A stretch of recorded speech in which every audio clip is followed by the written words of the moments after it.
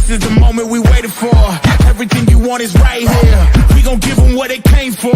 We gon' take it up from last year. Shoot on my shot, boy, I'm long range. Me and the team on the same thing. Stayed down, never switched up. Only thing changed was the game.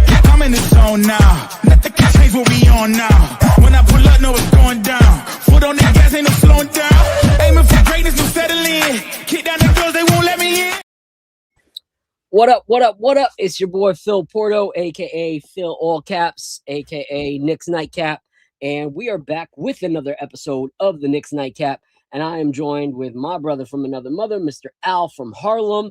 Apollo Reed will be here in a little bit. He's stuck in a little bit of traffic, so we're going to show him a little bit of grace.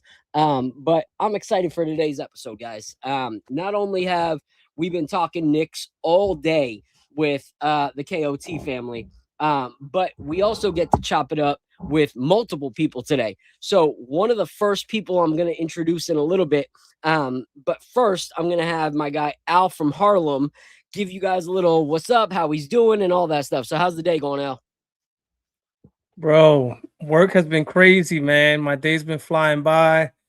A whole lot of stuff been thrown at me. When I first came back from paternity leave, they had like nothing for me.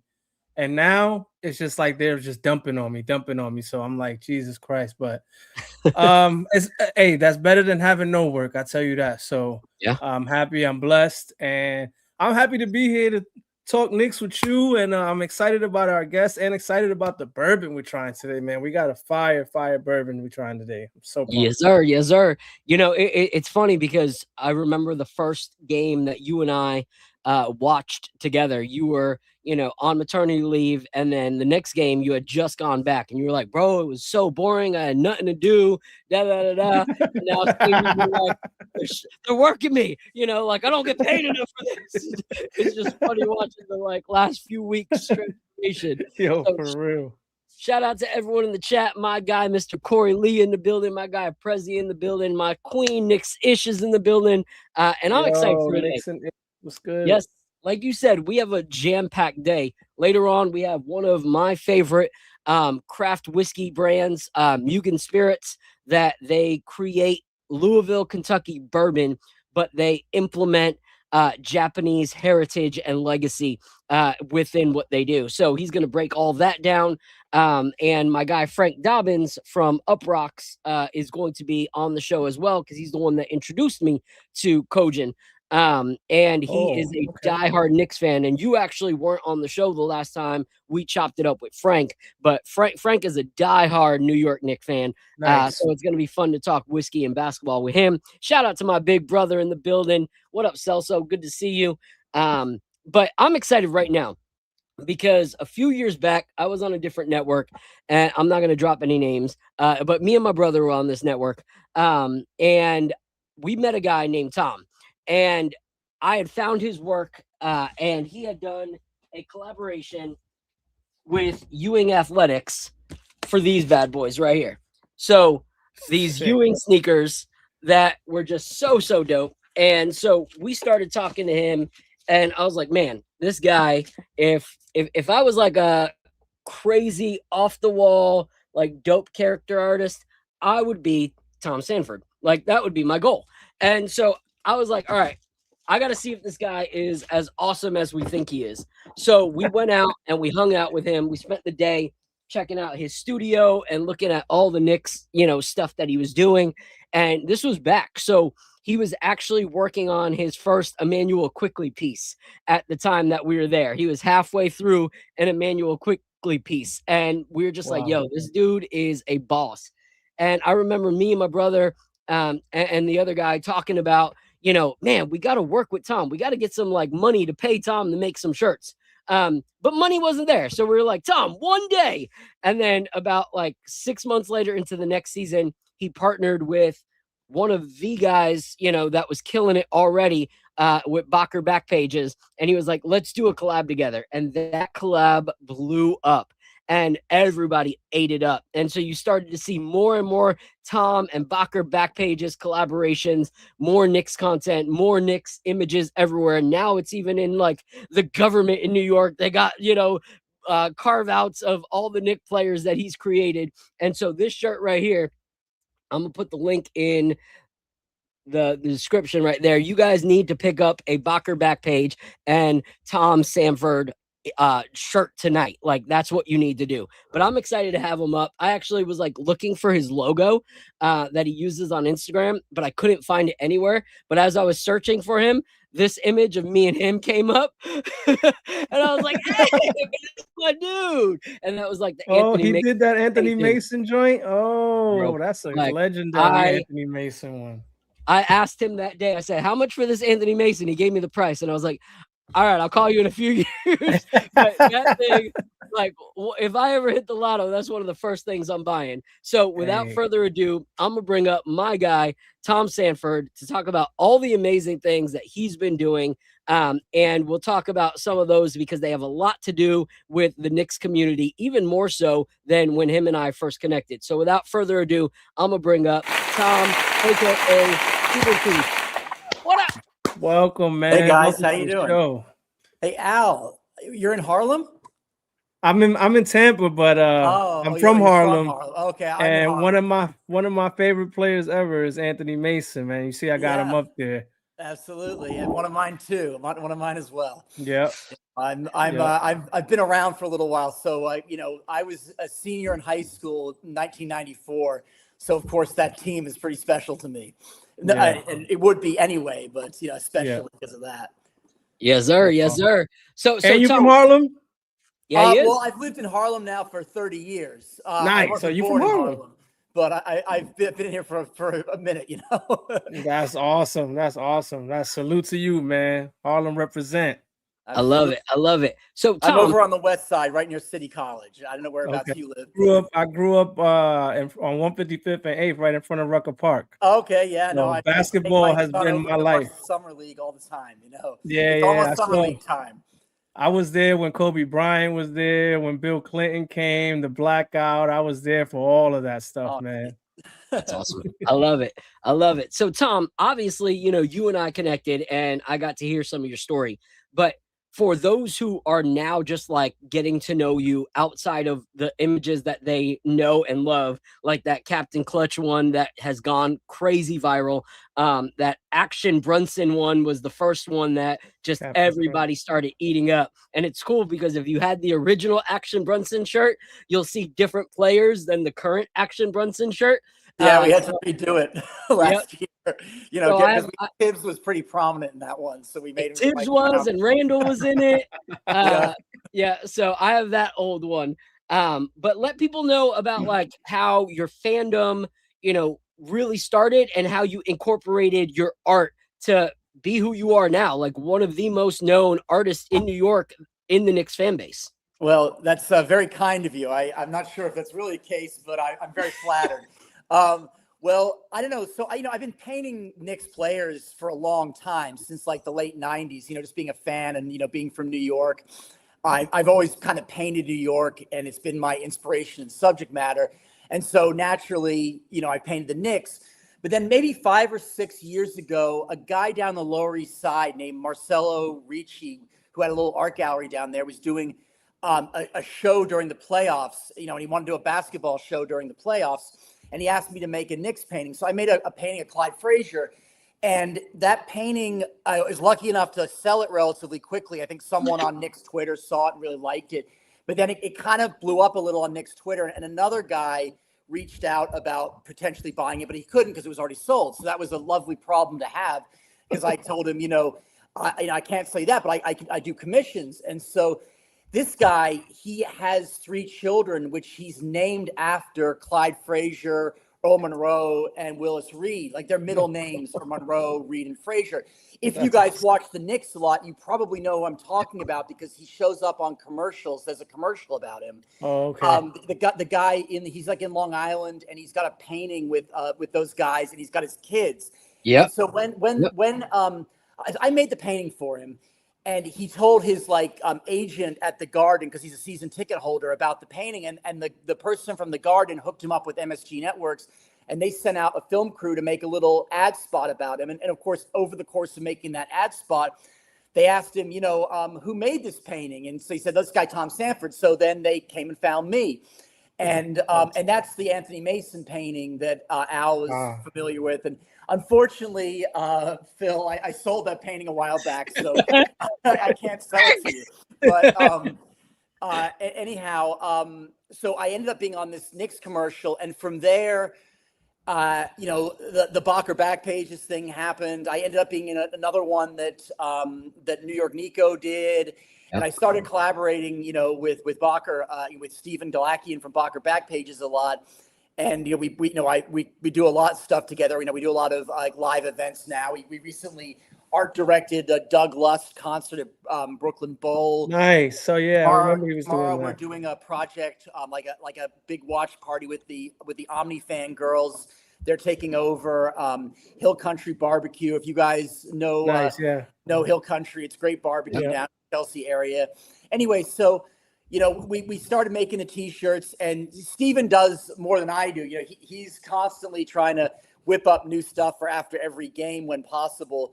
At least after every win, we try to post something, and sometimes after losses too. And of course, the playoffs are sort of our peak time. It gets kind of crazy playoffs, as you might imagine. But for the Doug Lust thing, a month ago or so, I decided to make a whole bunch of cutout Nick figures, which has been something I've been thinking about for a long time, and it kind of gave me an excuse to do it. And so I made these things, and right before I was going to take them down to Brooklyn Bowl, a day or two before, I'd finished them up. And I decided with a friend of mine from the neighborhood, this graffiti artist, the Snowman, he was over here, and he's like, why don't we drag these things out in the street and get some photographs of them? And I was like, yeah, that's a great idea. So we did that. We dragged him out into the street, and a lot of people started, pulling up, and big Knicks fans, and they started, congratulating me and saying how much they loved them. And then someone came around the corner from a local kind of neighborhood advocacy kind of program called Harlem One Stop, and they saw it, and they took a video, and they posted it to Instagram. And luckily for me, they collaborated me on it. And it started going, it was getting good engagement. I don't know, a few thousand likes and a lot of views. But then I noticed Mayor Mondami liked it. And so I screenshot that, and I circled his name, and I, put it in my story, and I wrote something like, yo, Mayor Mondami, if you want to come to our event, consider yourself comped. And within an hour, I'm on the phone with City Hall. No way. Mondami, he grew up in Morningside Heights. He's always been a Knicks fan. He loves the Knicks. And so he wanted to bring the figures over to City Hall. And of course, I took that opportunity, That's sick. It's kind of a dream come true to have a work at City Hall. Is very cool. Now, of course, that led to all sorts of fun stuff, because the tabloids, which are relatively right wing, and they're always looking for an opportunity to kind of needle Mondami. They picked up on it, and they were like, well, the mayor is extending the curse of the Bambino to the Knicks now. But luckily for me, that they started winning. So they can't say it's a curse. And as long as I think they keep on winning and we stay in the playoffs, my paintings, these cutout Knicks players will stay there. So it's been a lot of fun. And this has been a great playoff run thus far. And it's been even a little bit extra fun for me because of all of this stuff going on with City Hall and all that. Yeah. It was funny because I had texted you about joining the show, and you were like, let me get back to you. I'm getting blamed for the Knicks losing. And I was like, wait, what? Yeah. And I started cracking up because as soon as all that stuff happened, yes, we lost a few games, but then we started destroying teams. And I was just like, are people going to now apologize for the fact that they gave him such a hard time? They're dragging his name, but now that we're winning, no one's going to say anything. So yeah, no, it only goes one way, and that's fine with me. I had a wonderful opportunity though, because 1010 Wins got in touch with me, and they sent Juliet Papa over to interview me, who's she's kind of an institution in New York. You would totally know her voice from 1010 Wins. She's the female voice that's kind of really famous for 1010 Wins. So she came over. She was super sweet, and she interviewed me, and I took the opportunity to blame myself for the losses, because I'd forgotten to put my dog Daisy's lucky jersey on her, and so that was actually what was responsible for the losses. The mayor doesn't have that kind of sway over the Knicks. It's actually, if you know the Knicks universe, you know Daisy's much more important. That's hilarious. I thought that was hilarious. Al, you want to ask any question before I jump into the next topic with Tom? Oh man, you mentioned you were in high school for, the 94 and the 90s Knicks. So I know you made the cutout of Anthony Mason, but who was your favorite Knick in that era? Oh, that's really tough, man. I love them all. Like that particular team, I guess, I didn't put Mason in the cutouts for City for the end up in City Hall because I'd made that painting that was so prominent. Yeah. In that commercial, I figured I would do other figures. Frankly, it might be Charles Oakley, but I knew that if I made a painting of Charles Oakley, I'd never end up getting anything in the garden, so I didn't do that. Your affinity for Anthony Mason, and this was, I don't know if this was your time. It was a little bit before my time, but I know of him. I wonder if this guy was one of your favorites too. Were you a fan of Xavier McDaniels? Oh yeah, of course. He was only very brief. The X-Man. But I definitely loved X-Man. But yeah, I kind of started watching a lot in around like 90, 91. So like the Kiki Vanderway, like Gerald Wilkins era, and obviously Mark Jackson and Patrick were there at the time. But then, the Starks sort of started to become really prominent around 91. And they, you guys know the history, but but X-Man was definitely a favorite, but he was off the team by 94, as you know. I guess I don't actually remember who they trade. Was he the Charles Smith trade? Is that correct? I don't know, but I think he might have been. I just remember he was like he was one of those enforcer tough guys. And it seems like those are the kind of guys that you liked, and I hold my hat on that. Fans love the tough guys. That's what we all love Jose, Yeah. And then I wanted to ask you on the opposite side, since you love these guys, how much did you hate Jordan? Because I hated Jordan when I was growing up. So of course I hated Jordan. Now, of course, with the distance of time, I definitely think of him as being the GOAT. But to this day, I've never owned a pair of Jordan sneakers. Like I refuse to. I bought my son tons of them, but I will not wear a pair of Jordans. I only wear Ewings. Yeah. I do own Nikes, but I don't wear Jordans. You're a better man than me. All right. Yeah, me too. Well, I'm old, so that's why, I'm old and stubborn. Well, I'm old and stubborn too, but I just love the look of them. Well, the thing was, when I was a kid, my parents would never spring for like $150 sneakers, so I wasn't getting Jordans. So I made it a matter of principle. Yeah. No, I love that. So I love that you are working with Doug, because Doug is one of my favorites in the community for, the years that I've been on Knicks Twitter. Him and I connected the first year I was there, and it's been, something that I love supporting him. So I love the image that you did. How does it feel like actually working with like the Knicks community, not just like creating art, within it, but actually like being really plugged in with all the different creators, from musicians to t-shirts and so forth? That's the part of the fun of it for me. As an artist, you can kind of position yourself in different ways in the culture, right? And for a long time, I was kind of more of like a sort of an art gallery type artist. And that was fine too. But I at some point, I kind of decided that I sort of have more fun with it when I'm involved in the cultures that I'm trying to make art about, like as opposed to making commentary from the sidelines. Yeah. Like this way, it's not like there's nothing kind of critical about what I'm doing. Like what I'm doing is I'm celebrating this culture, which I love. And I think that it's one of the things that, makes New York such a special place. So you guys have both lived in New York. Al, you must remember every springtime, all the dresses start getting shorter, and there's like a palpable excitement, and the Knicks are in the playoffs these days. They weren't for a little while, but and like when the Knicks are in the playoffs and they're doing well, there's just an excitement around here. You walk down the street and like because New York is it's more like a village than it is a city, you know, in that we all walk around, we bump into people. You know, every time I go outside the house, you know, you end up being like, let's go Knicks to like 5 different people you see are wearing like a Knicks hat or whatever the case may be. And so I just love this time of year. And I love being part of the community, you know, like when you're an artist working kind of in the art world, artists are sort of a dime a dozen and they're kind of like the bottom of the social pecking order. But outside of the art world, like in Nick's world, like I get mad respect for being an artist. You know, it's really nice. You know? And I really appreciate that, being a vain motherfucker. But I love that. I love that. So the chat is kind of blowing up. So a few questions that, you know, the chat has. First, my brother said, hey, Tom, it's been a while. Hey, Kelso, how you doing?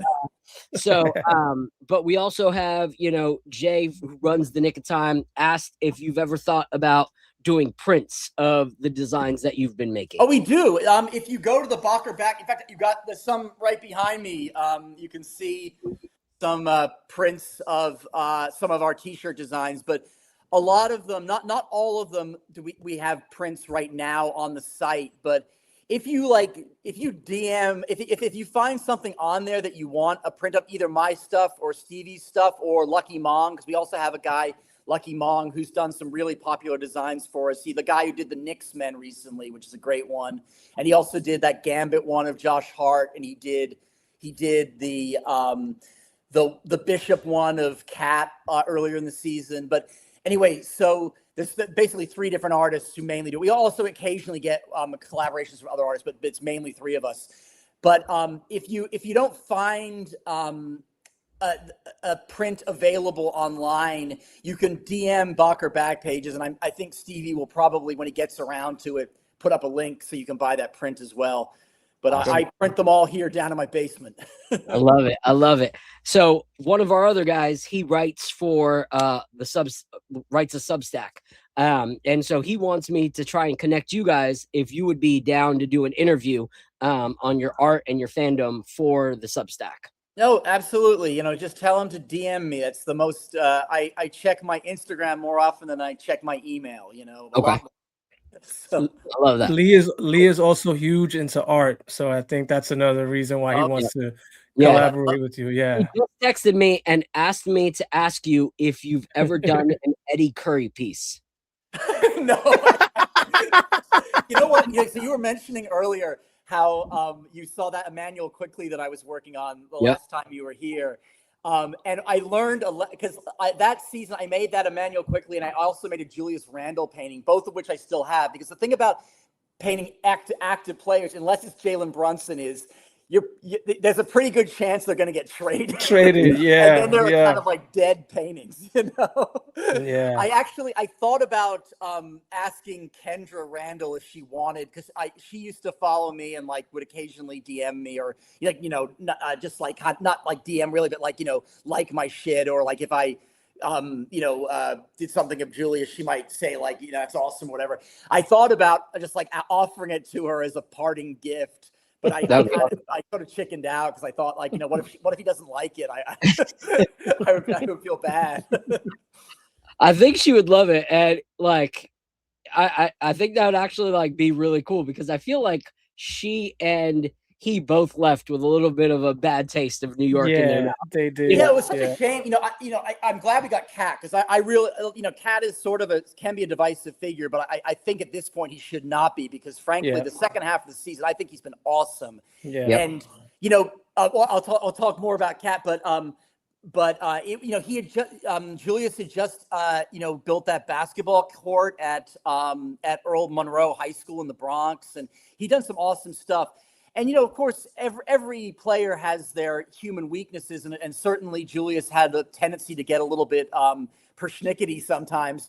But, he played his heart out, and he was a warrior for us, and he was really the player who kind of started his current run. So I've got nothing but good feelings about Julius, and I'm really glad the Wolves are doing so well. Between him and Dante, I was real sad to see those guys go, and I don't think we'll ever see Julius here again, but I kind of hold out hope that maybe Dante ends up back on the Knicks again.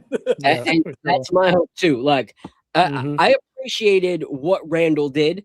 A little bit different than you. I wasn't sad to see him go, but I think the way that like he was treated outside of basketball was a little like what was not okay. You know, like if you have a critique about a guy, keep it basketball. You know, like the personal stuff that the fan base kind of started coming at him with was a little bit too extra. So I hated the way he went. But I too hope and pray that one day we see Dante DiVincenzo back on this roster. That would make me extremely happy. Al, what was your question for Tom? Oh, my question is, so have you allowed yourself to think about, or do you have plans for what you're going to do when the Knicks win the chip? I'll have to make a special Bocker back pages design. I don't know. Like, you know, I kind of have this fantasy that the Knicks are going to ask me to make cutouts like the ones that are at City Hall for MSG. Now, and they haven't, but like my like dream would be that the Knicks win the championship. And they like, Tom, why don't you make cutout Knicks of like the like all of the championship Knicks teams? So, you know, make the starters from 1970, 73, and then 26, because I think we're going all the way this year. Yes, I love that. I love that. That would be my dream come true. Honestly, frankly, to have any piece of art in the Garden, and that's why Bocker has been such a thrill for me. You know, we've had Bocker designs on the Jumbotron, you know, like when fans have been in the stadium. In fact, when New York Nico's commercial got my Ewing painting that's on that box of the sneaker box on the Jumbotron, but we're always seeing people in the crowd wearing our T-shirts, and that's just such a thrill. But I'd love to, in a more official capacity, have a piece of art in the Garden. That would be kind of like my greatest career goal right now. That would be awesome. And honestly, I've seen some of the art that like has been in the Garden, like when you're walking in and stuff like that. And there is no reason that your art should not be able to replace those. You know, like it's not even a competition. Like it's funny because like there's so many diehard Knick fans that I know wherever I go. You know, I'm here in Florida going to watch parties, and there's Tom and Bocker designs everywhere. You know, cool. I go to an Orlando Magic game, and there's Captain, Clutch shirts in the stands. You know, it's everywhere. Awesome. That's so cool to hear. If you ever see them, get photos and send them to us, and we'll definitely put them on our Instagram stories. Yeah. So I love that. I love seeing that your guys' stuff continues to blow up because, like I said, it's a great partnership because. Yes, he already had a brand, but I feel like you guys have really pushed each other to that next level. And he's just got great work, and he's got great work. Steven's like a total genius. He can. One thing that he's super fast at making stuff. It takes me like a couple days to make something, but it takes like he can whip something up in a night. He stays up much later than me. He'll stay up after the games. I'll get up early in the morning to work, but he'll stay up all night. But he's just like a master of Photoshop and graphic design. And what he's really good at is coming up with great ideas. Like, I think, a few puffs and Steven gets the inspiration and he comes up with like the greatest puns or just like, references ideas and that sort of thing. And, he's a wealth of inspiration. Yeah, I love it. So I'm going to share this painting because as soon as you said it, I knew exactly who you were talking about with him and his kids. One of my favorites on Nick's Twitter, whether we agree all the time or not. But this image is the one that kind of, set it off. So what is something that you're currently working on that you're excited about? What am I working on right now? I'm actually I'm kind of like in a holding pattern. There's this pretty big project that I'm hoping comes through for me that's actually not Knicks related. It's like a neighborhood thing. I don't know if you guys know the Hispanic Society up here in Harlem, but they had like a kind of a open call or a competition for someone make a piece of art to go in front of the Hispanic Society for the summer. And I'm like one of the finalists, and I'm anticipating hearing any day. And I have my sort of schedule cleared to get this thing done. Because I'll have to do it really fast once it happens. So that's what I'm thinking about right now. I have some commission pieces I've got to knock out. Like I the last few months I was making those cutouts, and that was a kind of monopolized a lot of my time. But yeah, like nothing. I don't have like any like big like Knicks project right now coming up. So I figure like I'll probably kind of start that up at the beginning of next season again. Sort of seasonal. Yeah, I love this from my girl Nixonish. She said he should design the floats so when we win and we have the parades, they should be sick. Yeah.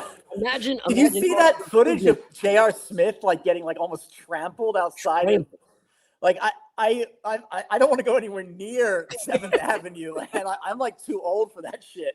It's seriously crazy because we were talking about it, me and my girl Ebony, on her pregame the other day.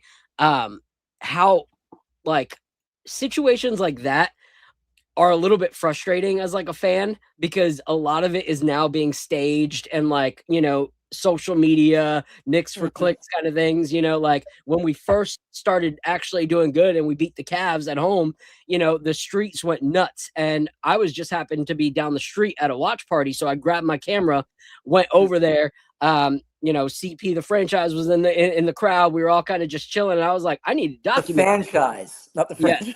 Yeah. We needed to just like document it because I was like, we're all here. Why don't I document this?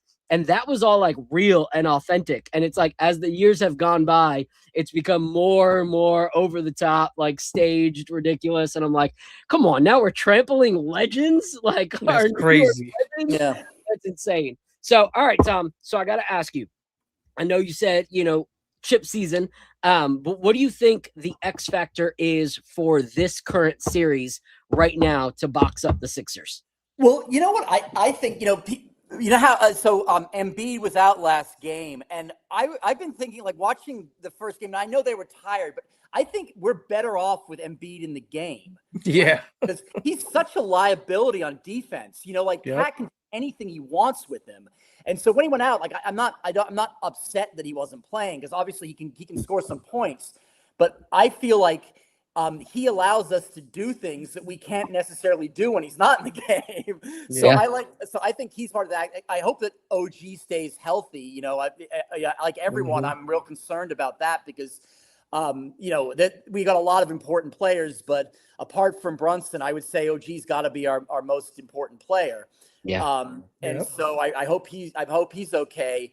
But I think the first series, the Hawks series, really showed how good our interior game is. Like obviously when we're hitting threes, we're an elite team from the perimeter, but we can always be good on the inside between Cat and Mitch, and Huck Porty. If Diawara gets a little bit of run, he's nasty too. Like we overpower a lot of teams. So I think it's our inside bully ball. It's our advantage. Yeah. And, we're going to talk about that a little bit later, the whole Embiid being out, because it looked like Cat got in more foul trouble without Embiid there. It looked like he had his way a little more. So we're definitely going to talk about that later on in the show. I just put your Instagram and I put your guys' website up so that people can buy shirts. How can people continue to support what you're doing? Oh, just like our stuff and send us messages. We always appreciate when people reach out. Just support the Knicks. You know what I mean? We're always very grateful when people buy our shirts. That's awesome. But we're just want to be part of the community, and we just appreciate all the love. We make a couple bucks off this, but really we do it because it's a lot of fun, and it's just cool to be part of like a real organic culture that the Knicks universe is. It's like we've sold shirts to like Karl-Anthony Towns, you know what I mean? Like it's such a thrill.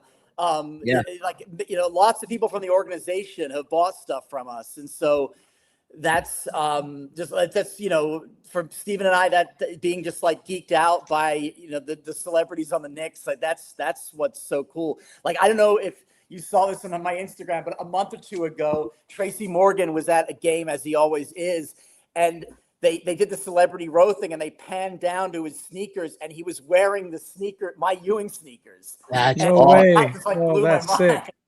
That's so sick. So, I love that. That's the stuff that's just really exciting for us. Just every time we see a Bocker shirt in the wild, we get excited by that, and we try to put it on our Instagram, and that's what we do it for. I love it. So I'll ask this, and then I'm going to throw it to Al before we let you go. But what is your favorite Bocker design that you have been part of so far? Well, I guess I got several answers. Like, for Captain Clutch, it's the most famous piece of art I've made. Everyone knows Captain Clutch at this point, and that's really thrilling for me. I really love Stevie's Dynasty Jay-Z JB design. That's one of my all-time favorites. I think that one's a really great one. Me and him collaborated this season on a Tribe Called Knicks, based on like the Midnight Marauder cover. Yes. Frankly, his part was much more significant than mine in that. Like he did getting all the faces of the players and the people from the organization in the background. I just did the kind of silhouette of Brunson in the foreground, which took me like all of 10 minutes. But I love that one. I love it's like truly a full collaboration from us. Like normally what happens is like I'll make a drawing and then I'll give it to Stevie, and sometimes I do the text myself, like the fonts, but a lot of times he's much better and quicker at that stuff than me. Like if there's something that like we can't find the font, then I'll have to draw the font, and I'm able to do that, but it takes a little while. But and then he'll take a drawing and make it look like a comic book by like adding in like that that kind of rectangle in the corner where like it says like the comic book code or whatever. What other ones do I really like? Actually, this Brunisher one is one of my all-time favorites right here. Yes. It's great. And actually, one I didn't make for Bocker, but I made for the Roommates podcast. I made their T-shirt for their first block party, which is a picture of Jalen and Josh, and like they're barbecuing on the street. I imagine it being up in Harlem, and that's one of my favorites. I love that. Some of my favorites, that Guardians of the Galaxy one you guys did. Right over there. That one's crazy. That Mitchell Robinson, Loch Ness Monster one. Oh, thanks. That one I made that one. Tried to make that one look like a Japanese like print, like a woodcut kind of. That one's crazy. I love that Midnight Marauder one because Tribe is like my top 5 hip hop artists of all time. And then the one that I think was just Stevie, you might have had some part in it, but I love his Tyler the Creator. The kids one. The one with the birds, like the Tyler the Creator rendition. I know that one too. Of course, I was thinking of the Mac Miller one. I'm sorry.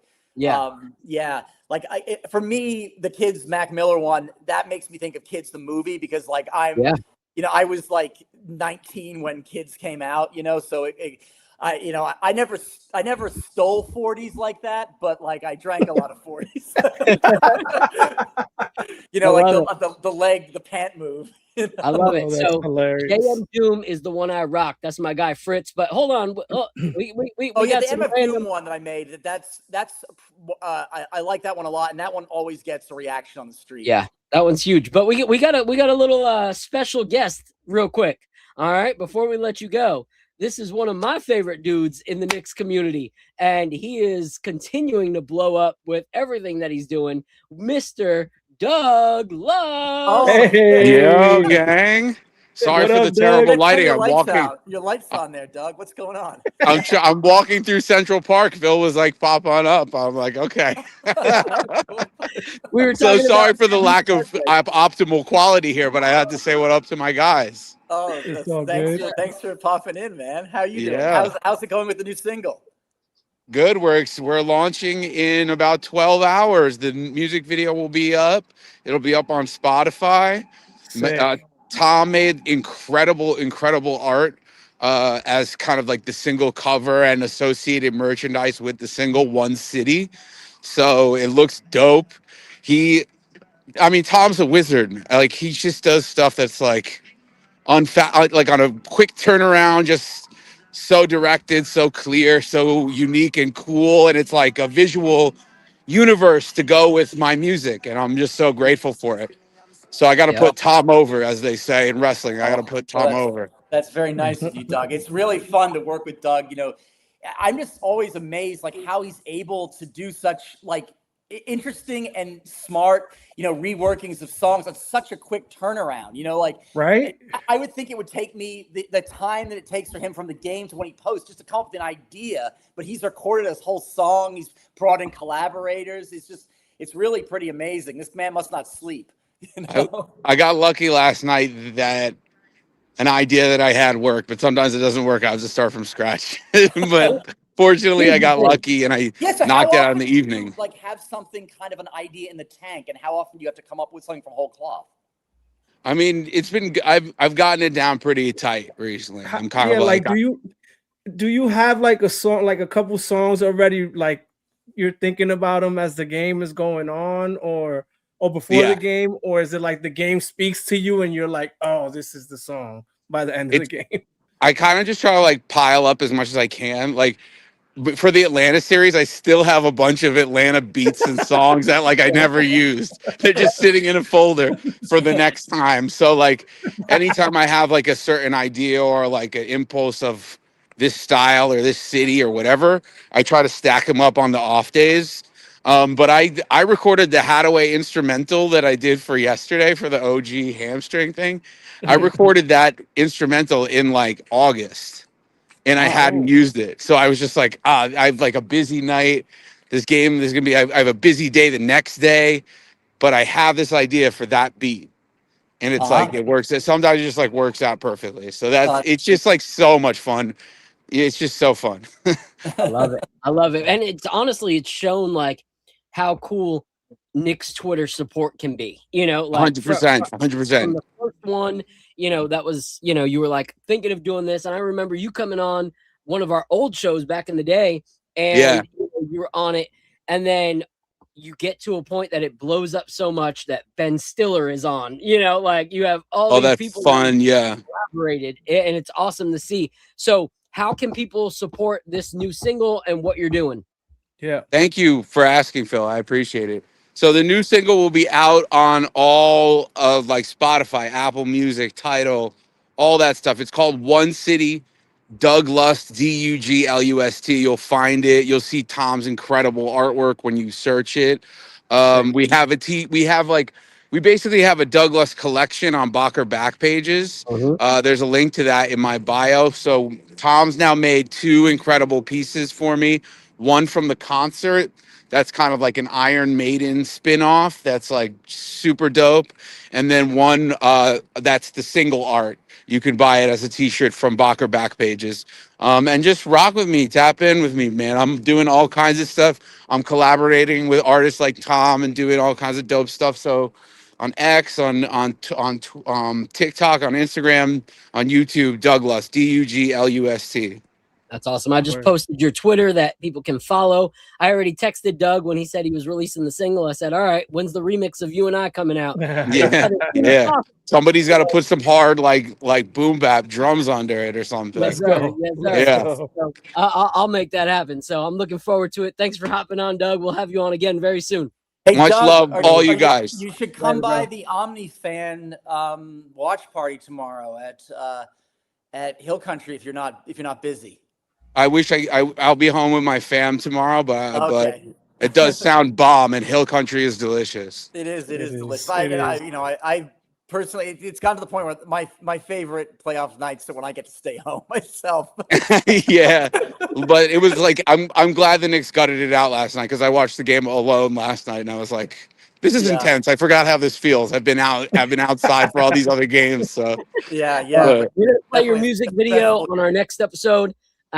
Because I know it's going to be fire if it's anything like your last New York or Nowhere video. You're killing it. You. Bro. So appreciate you, man. Bro. Talk to you soon, man.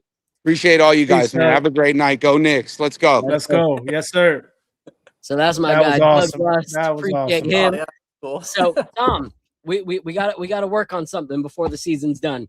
I was talking to some of the KOT, people in the background, and they're like, let's figure out how to do something with Tom before the season's done. So I'll message you and we'll see what we can make happen. And enjoy that party tomorrow because Omni fans, those are some of my favorite girls in the Yeah, no, community. they're fantastic. They do a great job. Their events are always really fun, and they're more than just like an ordinary watch party. You know what I mean? Yep. Like they actually kind of deliver some extra special content with like their, like they do all their games and like trivia contests and prizes and stuff. And it's really kind of like I think it was a great idea on their part to do it at Hill Country because it's kind of more of a family oriented event. Like, there's other watch parties that are kind of at more traditional bars, and those are great for like, broing out. But if you want to bring your kids and stuff, this is a lot more appropriate than, going to times like Harry's or whatever. Times like this make me miss New York, man, because I would have definitely been pulling up. Tell us a little more about this event for the people in the chat. If they're in New York, like, can they just show up or do they have to like register? I think they're still. We're close to being sold out. I believe it's been very well received, as we would be, because it's an away game and it's it's a playoff game. But it's a 7 p.m. game tomorrow, so our doors are at 6. If you go to the OmniFans, Instagram, there's a link in their bio to buy tickets. There's different levels. I think they're sold out of the premium ones, but the kind of like one where you don't have reserved seats are still available. And so I think the doors are at 6, and we're going to have T-shirts for sale there. You can buy food and drink because we're going to be at Hill Country. And if you never eat at Hill Country, it's very good barbecue. It's good. Nothing wrong with bar food at these other places, but you would go to Hill Country even if there wasn't a game on. You know what I mean? Yeah. So that'll be great. And the girls run a really fun evening. They really engage the crowd. I'm sure there'll be music and that sort of thing. It'll be great vibes, and hopefully we get that third win and we bring the magic number down to 9. I love it. Yes, I love sir. it. I just posted the OmniFan Instagram and the link. I actually just looked. It looks like there's still some general admission and a few reserved seating available. The premium experience is sold out, but the other two still have a few tickets. So before I let you go, I'm going to bring up 2 other guys. One is my co-host, Apollo Reed, and the other is my guy, Frank Dobbins of UpRocks, Burb Your Enthusiasm, because you're all Knick fans. And so we're going to play a little game since you mentioned game. This is what I call Nictionary, where we put up an image and you guys have to figure out which player this is actually from Knicks history. So this is my guy, Apollo Reed. What up, Apollo? Yo. What's going on, man? What's going on, man? Dobbins. What's good? All right, guys. Frank, what up? Frank, what's good, bro? What up? All right. So this is going to be our version of Nictionary. And this is the image right here that we're going to go with. So let me pull up the image and see which one of you can actually figure out which New York Knick this is, the quickest. Is it current or all time? It's not all time. And it's not a very hard one. My old computer crashed with all of them that I did, but I really wanted to do another one. So I designed this one today. So let's see what we got. Here we go. Here is the image coming up on your screen. Come on, where you at? It says an issue with your file. Try it. No. We're gonna try again. I don't know what the heck that's all about. I'm gonna try this again. This is ridiculous. All right, I guess I'm gonna have to put it as an overlay because it's not letting me do it. But so here we go. Okay. Oh, so it's like a rebus. Yeah. You gotta put. Who the heck is 15? So Sean. Oh, I know what it is. Oh, Penny Hardaway. Hey! Oh, wow. You and Frank both got it. Away. Away. Wow, that was Hard. fast, man. Wow. That was great. That was a great, good guys. I don't know, Appreciate man. it, guys. Frank, we're gonna have to see which. How did you pick that out so quick, man? That was quick, man. He started with 10. He knew For real. Him and Tom were like, yeah. "Hardaway." I was like, "Dang." Penny. Yeah. I love it. That was too quick. All right. So, Tom, thank you so much, man. I'm looking forward to chopping it up with you again. And I will hit you up. Have time for me. I'm always here. Awesome, man. Appreciate Thank you, so Tom. much. Great talking to have you. a Nice great meeting evening you. and enjoy the game tomorrow. Let's get that magic number down to 9. We're going Yes, all sir. the way. Yes, sir. That's Chip right. time, baby. Let's get Chip it. time. Knicks in See you later, 4. bro. A W. Knicks in 4.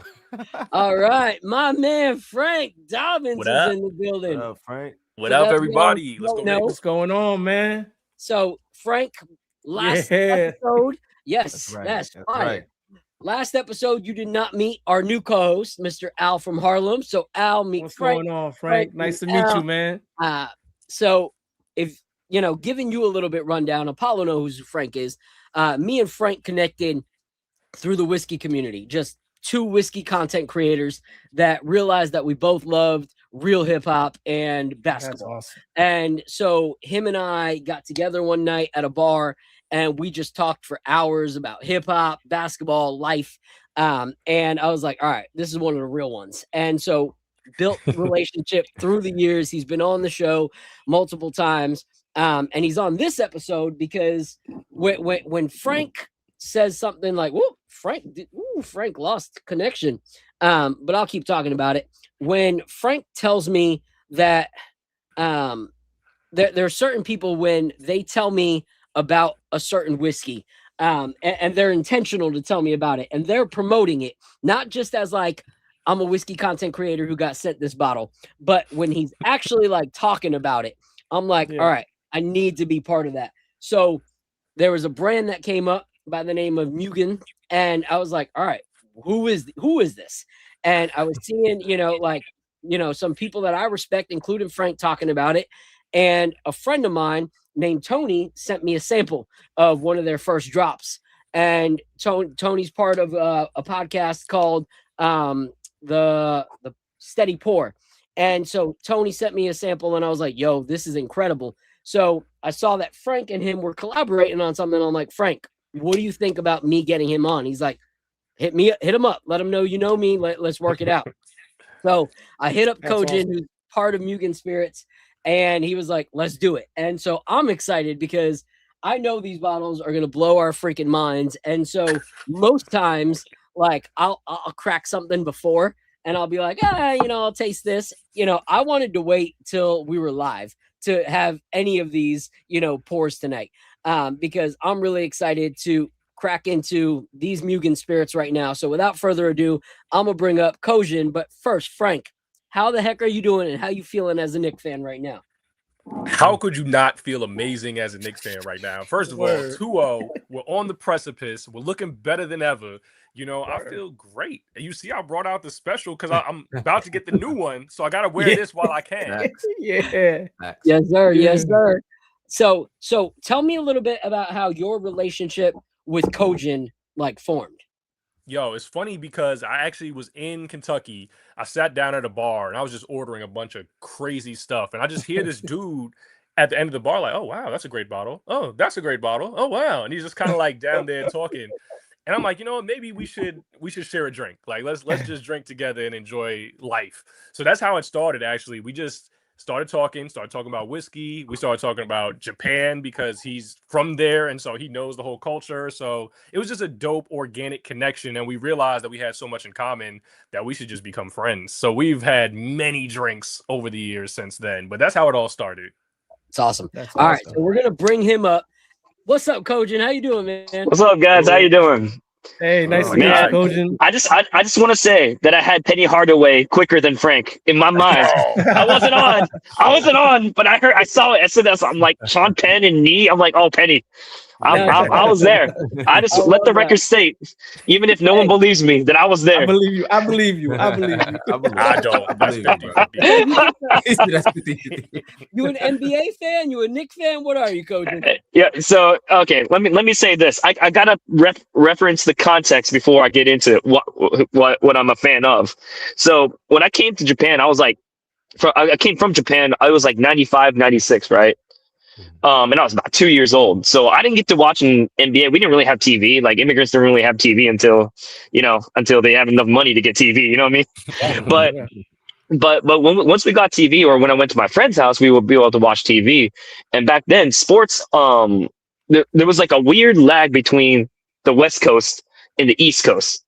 So when you're talking about big cities and things that were happening NBA in the East Coast, really New York was the only place, because I didn't even know that Chicago existed, but I knew that New York existed because it was the city. You know what I mean? Yeah. So I give you this context because the first time I really got into NBA, honestly, like I said, as an immigrant, is when I watched Space Jam. Nice. Now, you might think, then he's a fan of Jordan. Now, I became a little bit of a fan of Jordan later, but actually, when I watched that show, I was a kid, so I was like, oh man, who's that huge, like, tall dude? This is like, and it was Patrick Ewing. Yep. And I was like, oh shit. So like when I was watching that whole show, I was like, he must be the best because he's tall and he's big, you know what I mean? So I started looking at it and he's on the Knicks, and that's like 99. But then my cousins we're all baseball fans too, because Japan had baseball like this, right? Yeah. So and then the only Japanese player in the major leagues was Ichiro at the time. So we watched Seattle, and because of that, they were also fans of the Sonics. The Supersonics. So I started watching the Supersonics. I'm like, I know Patrick Ewing and Michael Jordan and all that, but I gotta watch the Sonics with my cousins.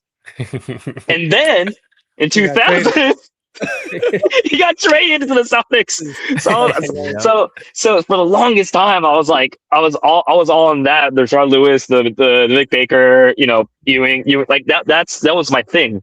But since then, I've kind of like probably Knicks and Supersonics until it became no longer, Supersonics. Gary Payton, RIP, that team. I hope at some point they come back. But like New York and maybe Chicago, about the only two places I really paid attention to in the NBA. But now I have a lot of in the bar world, actually, a lot of my friends are Knicks fans. So I'm back to hearing about the Knicks all the time. So I've been watching the games. I love it. Yeah, back home. That makes me happy because that's a long journey back to where you belong. It is. I just had to express it because, like, I just want you to get it twisted. I don't want you to think that, I'm like, go Sonics or anything. But no, I do watch it now. And the Knicks are one of the most exciting. I mean, they were one of the most exciting teams to watch, the last playoffs. So like, it's really cool to kind of see them and how they're handling the series right now. I love it. You mentioned the Supersonics. I will give you hope. You're not allowed to go back, but you can still enjoy that.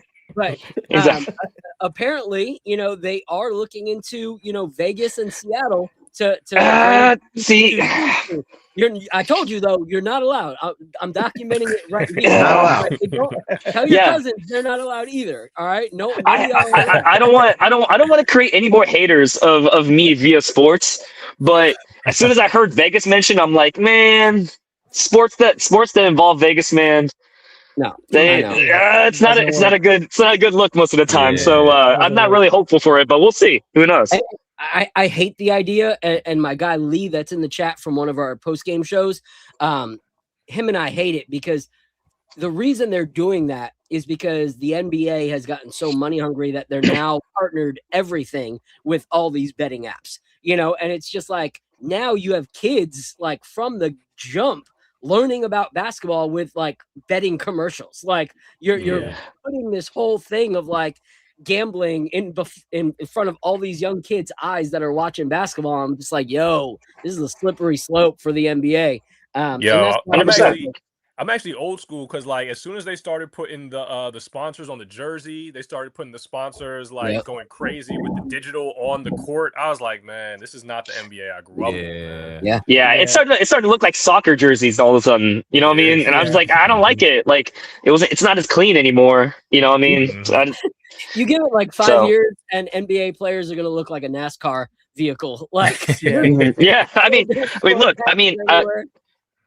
To bring it back to Kentucky, where we are, or where we're talking about, especially with Bourbon, like, I'll tell you where it's affected. I mean, Oaks this year, like the Oaks race, the race before Derby, it was like 8:30, 8:40, like PM is when the race happened because they made the deal with the betting apps and they made the deal with I think ABC or NBC. And they just had to get more money. They wanted more money, so they just pushed it. It's and that culture is kind of affecting a lot of sports, including something like the Derby and jockeying and stuff like that. So, I mean, it's not just basketball. It's a lot. It's all throughout. It's crazy. It's sad. All right, so let's break into talking a little bit about Mugen, and it's great because sometimes we have a guest that is in the whiskey community, but they don't really know too much about like basketball, so it makes it a little awkward when we're like talking hoops as well. But with you and Frank, this is perfect because we can break it down, we can talk about the game, we can have a sip, we can talk about the game. It's going to be a beautiful night. So, Kozer, let people know because I explained how. You're doing something different, with spirits. You have the Louisville, Kentucky, roots of where you're at right now, the bourbon, like you came from Japan. So you're introducing like legacy and heritage style, Japanese culture into your whiskey. So how did you get involved into the whiskey scene like that? And what is it that you're actually doing that introduces your culture into the whiskey scene? Man, so it kind of starts out at really at the beginning, and I won't get too much into the beginning because I want to talk about now. But as a kid, moving from Japan to somewhere like from Tokyo, the big city. Yeah. When I was a kid to New Albany, Indiana, and Louisville, Kentucky, like it went from like big skyscrapers to cows real quick. You know what I mean? So I'm the only Asian kid in school, like not even Japanese, like Asian kid in school. You know what I mean? So I experienced a lot of that in my life. And what happens is you do two things. You either go away, and you kind of separate yourself with everybody because you're different, or you assimilate.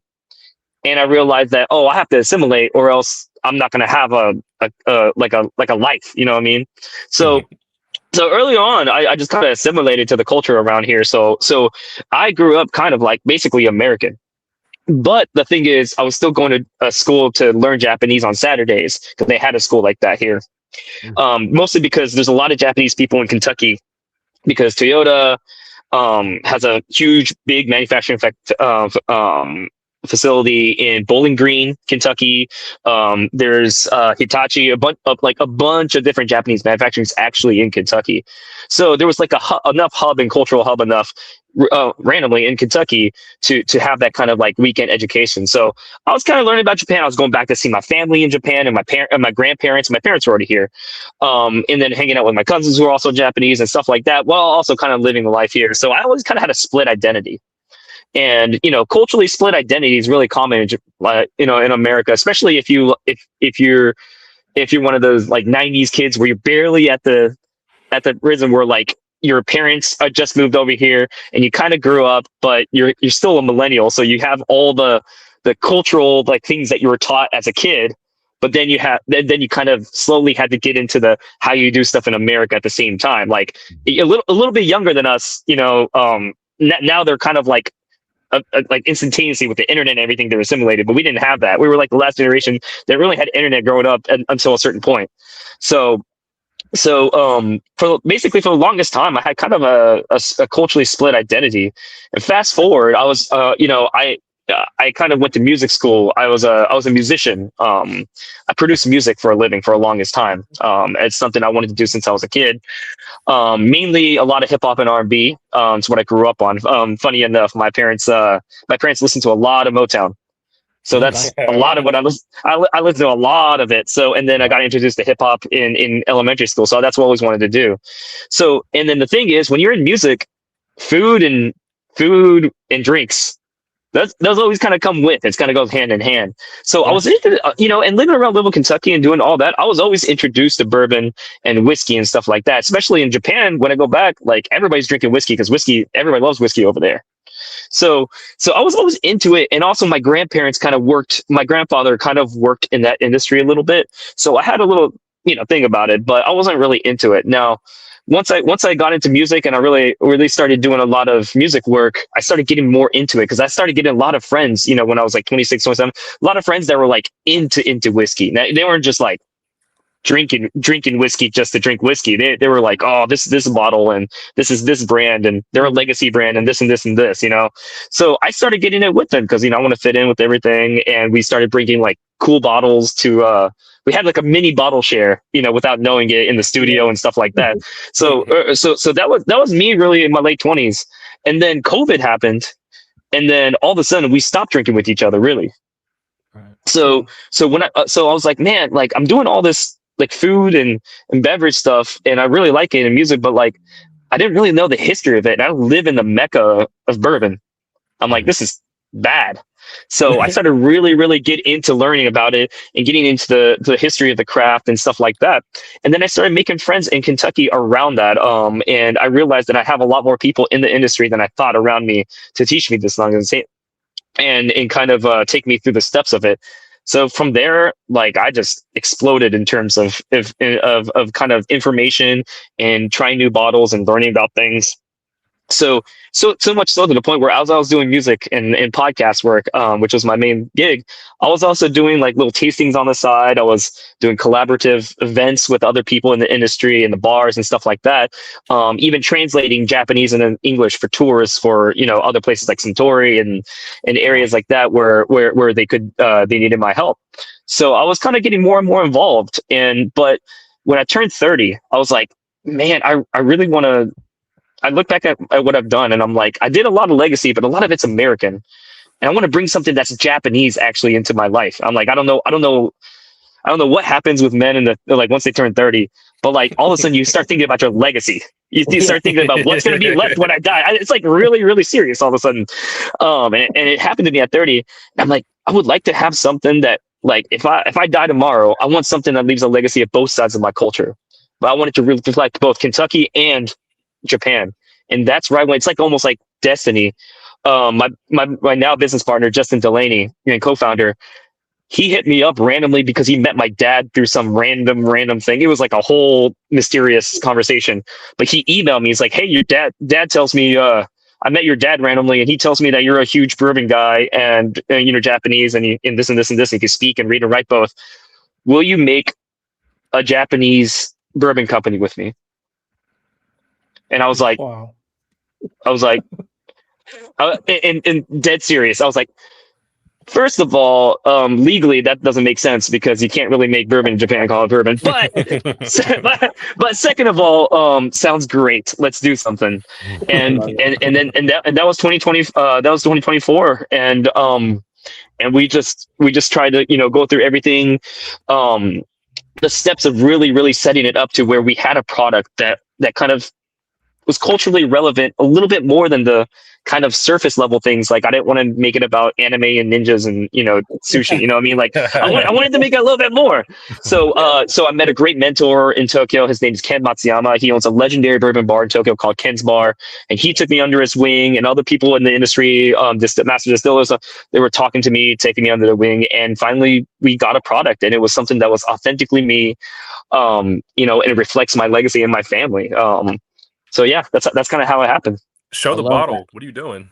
Yeah. So our first bottle that we actually put out was the Yokai Tengu. Now the Yokai series from Mugen Spirit, it's kind of our really popular single barrel series, which we are expanding a little bit. But the art is all done by this is the yokai, the creature in the middle. It's a Japanese kind of like a folklore beast or creature. That's what a yokai is. But Yuko Shimizu, who's an amazing illustrator and artist. She is also a Japanese immigrant that moved to New York. She's actually in New York. So she teaches art at Columbia University, also does amazing illustrations for, like, you know, posters for John Wick, and does Marvel stuff, does, you know, Godzilla stuff, children's books, everything. She's sick. But I went up to see her in New York, you know, in Upper Manhattan. And I'm like, look, you're famous and I'm nowhere near famous, but I think we have the same story, and I think we could tell our stories together, generations apart, in one bottle. And she goes, I don't even drink. I'm like, it doesn't matter, because what matters is what bottle means to people rather than just what's inside of it that you can drink. Yeah.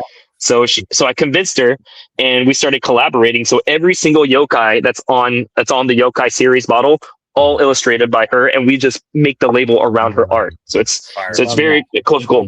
And the cool thing is a lot of people don't know there's a little gold double feathers right here. That's my dad's side, Tashiro side's family crest, and from Japan.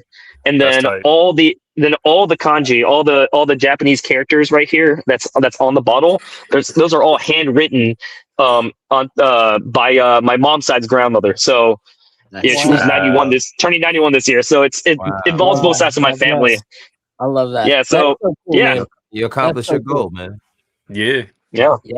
You know, it's so cool because like cool. one thing that we're really proud of on this KOT network is every single person that is part of the KOT network is Hispanic, Black descent, like every single person that's part of it, you know. And so for us, you know, being true to our culture, you know, like, you know, when I have guys like Lee and girls like Ebony, and we all just like can feel comfortable in our own skin on our network, you know, like there's times we've been doing things on other people's networks and there wasn't that comfortability, you know. It wasn't like you could be completely you know, which is why I created this show, because I was like, my two biggest passions are hanging out with someone and having amazing conversations over a glass of whiskey and watching the Knicks. Like, so I don't care if the Knicks community doesn't really know what good whiskey is. Like, they're going to at the end of this season,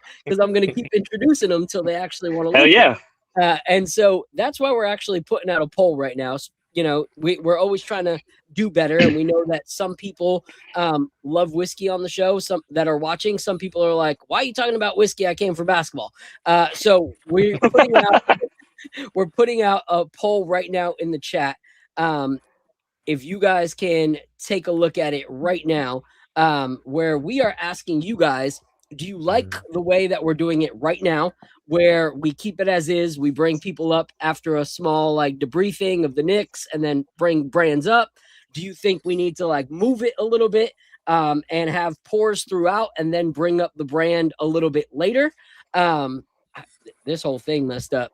And then part 3 was talk about the Knicks, and then at the end of the show, bring the guests up. So do we want to do in the beginning like we are now? Do we want to do it towards the middle end, or wait till the end to have the brands tell their story? So if you guys are watching and you're in the chat, do me a favor and let me know what you guys think. What works best for you guys as the viewers? There's 200 plus of you right now watching, so I want your guys' opinions. I want you guys to share what you think. Do we just say, hey, whoever wants to come? If you don't like it, go somewhere.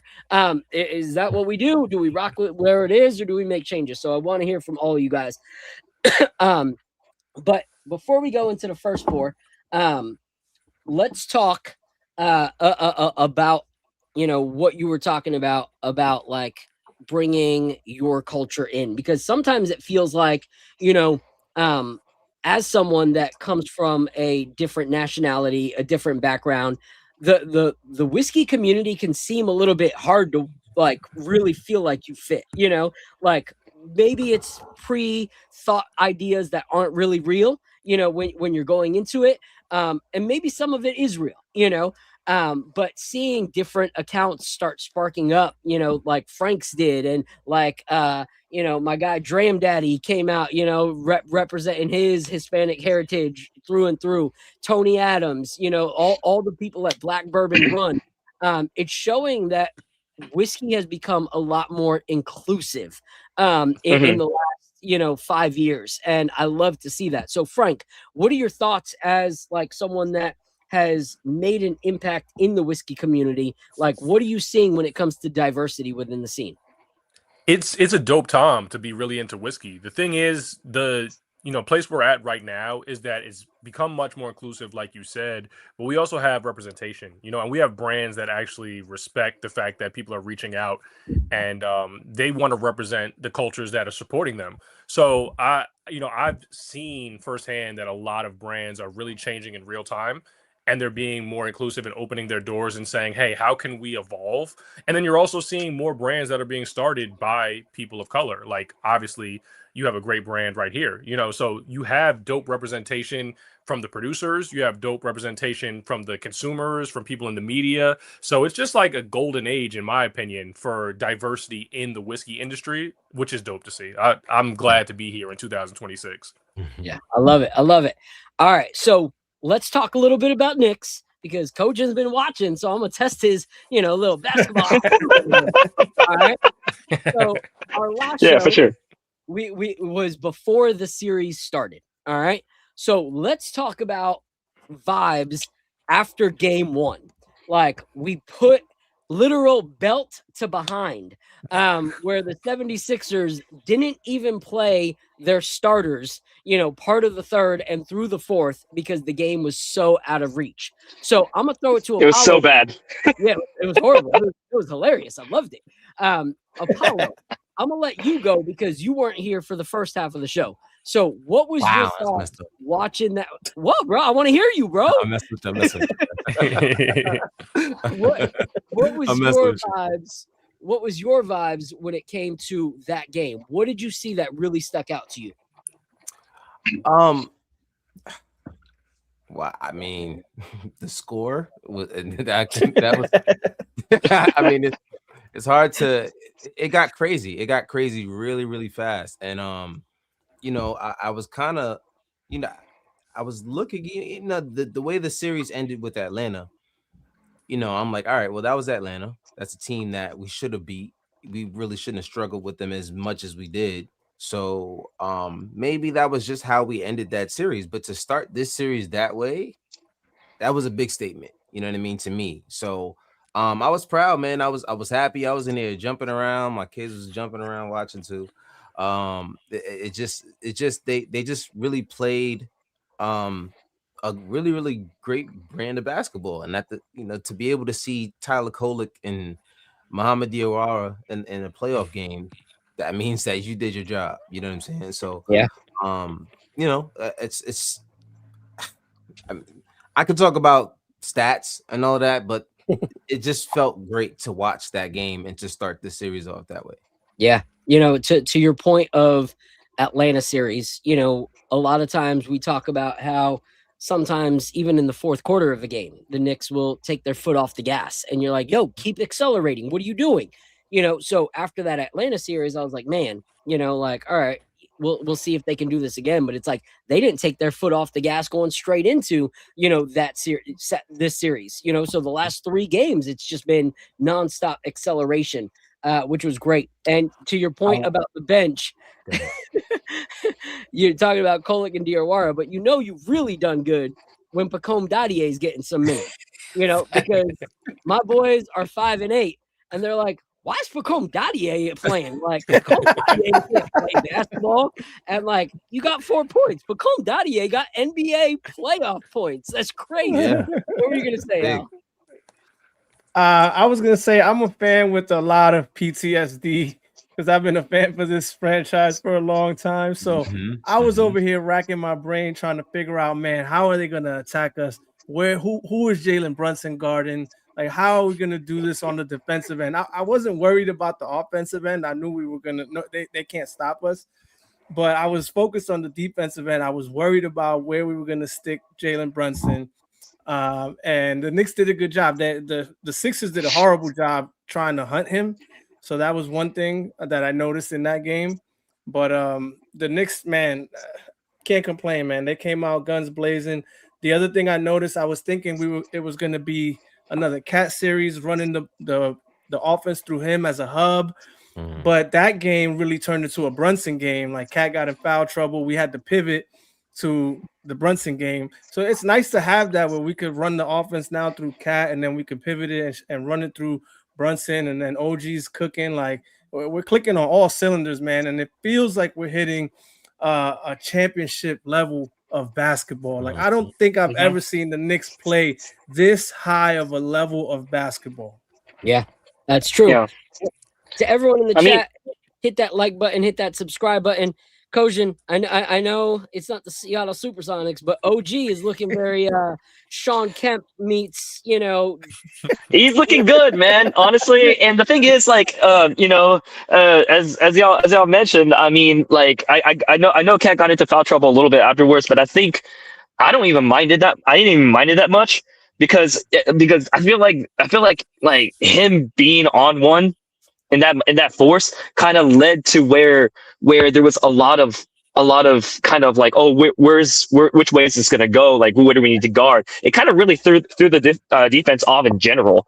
So when Brunson was like ready to cook, he was ready to cook. You know what I mean? And he was definitely crazy on that game. But also, you know, I think the only thing, I mean, even game 1 and game 2 together, I think Tyrese on the other team, like honestly, he was. I feel like Knicks kept him from really having too much of a big moment on either game. You know what I mean? And I think OG did great offensively, and was, you know, like, and the defense, like the threes, everything all together. But I feel like defensively, on the other hand, for OG, like he was really holding down anybody in the on Philly, like, for really doing any crazy work. So I think that combination is actually really what did it well. I mean, you know, besides just the horrible defense that was being presented in front of us, where Nick just basically took full advantage of. Yeah, and you know, it's a great point. You know, we have been able to lock down the stars that we need to lock down. You know, like when you have players like Embiid and Maxey, you know one of them's going to cook. But the goal is to make sure not both of them cook. You know, and so we're doing a great make job it a Paul that. George game. Exactly. And so for me, you know, my X factor this whole playoff series has been OG and Anunoby. You know, and as a Sonic fan that you are, like, I see him playing as if, you know, Gary Payton, Sean Kemp, and Detlef Shrimp had this like weird, you know, collaboration. And he's shooting like Detlef Shrimp. He's powerful like Sean Kemp, and he's defending like Gary Payton. You know, so he's giving you childhood vibes all over again. So tell your cousins, come on over. There's room here at the Knicks franchise. Hey man, I'm telling you, man, that honestly, that wingspan and everything all together, it's just like the swiftness with that wingspan, like it is giving me those vibes, man. Like, you know, and Kemp was one of them. Like he could activate offensively, but a lot of people forget, maybe not all, but a lot of people forget that he was very, very good defensively too. So I feel like, you know, like if they keep that in place, and like you said, hold the two stars from doing what they do, you know, and Embiid, honestly, if you just keep on, you know, hitting offensively, especially threes, he's gonna come high up. He's gonna have to work, and everybody knows he doesn't have stamina. So you work him enough in the second half, he's not going to be that useful anyway. So I mean, I think if you just do the work and just really do the offense that like Knicks are like even halfway like good at, you know, like if they do it to their full, there's no way they can stop them. Yeah, I agree. All right, so Frank, before we go into the first pour, what did you see that stuck out to you in game 1? Where do you want to give your flowers, bro? I want to give my flowers, honestly, to defensive adjustments. I think that the way we were attacking Maxey, like as he was bringing the ball up the court, kind of forcing him into some tough decisions, forcing Embiid into some tough decisions, that was what I was really, really happy to see. The Knicks are a great team defensively, so it didn't shock me. But the fact that we were making adjustments in game that really were effective and kind of putting the onus on the young point guard to see some things in our defense and really kind of attack on the fly, you could see it jam them up. You know, like there were things that they wanted to do. It made me sad actually to see Quentin Grimes struggle because I wish he was still a Knick. But but at the same time, like the fact that he was kind of forced into some of those actions also on offense, and we put him in uncomfortable situations, like that's really what made me happy to see. Yeah, you know what's crazy to me is we've played the like style of basketball that I've been asking the Knicks to play for like the past 10 years. You know, like we've played the level of basketball, especially like ever since Brunson came. This is the kind of basketball that I've wanted to see because I knew that it was a possibility. And so when you look, the key factors for me that stood out to that game were first, the defensive rebounds. I mean, the rebounds in general. We outshined them 39 to 28 rebounds. You get 11 more rebounds than a team in a game.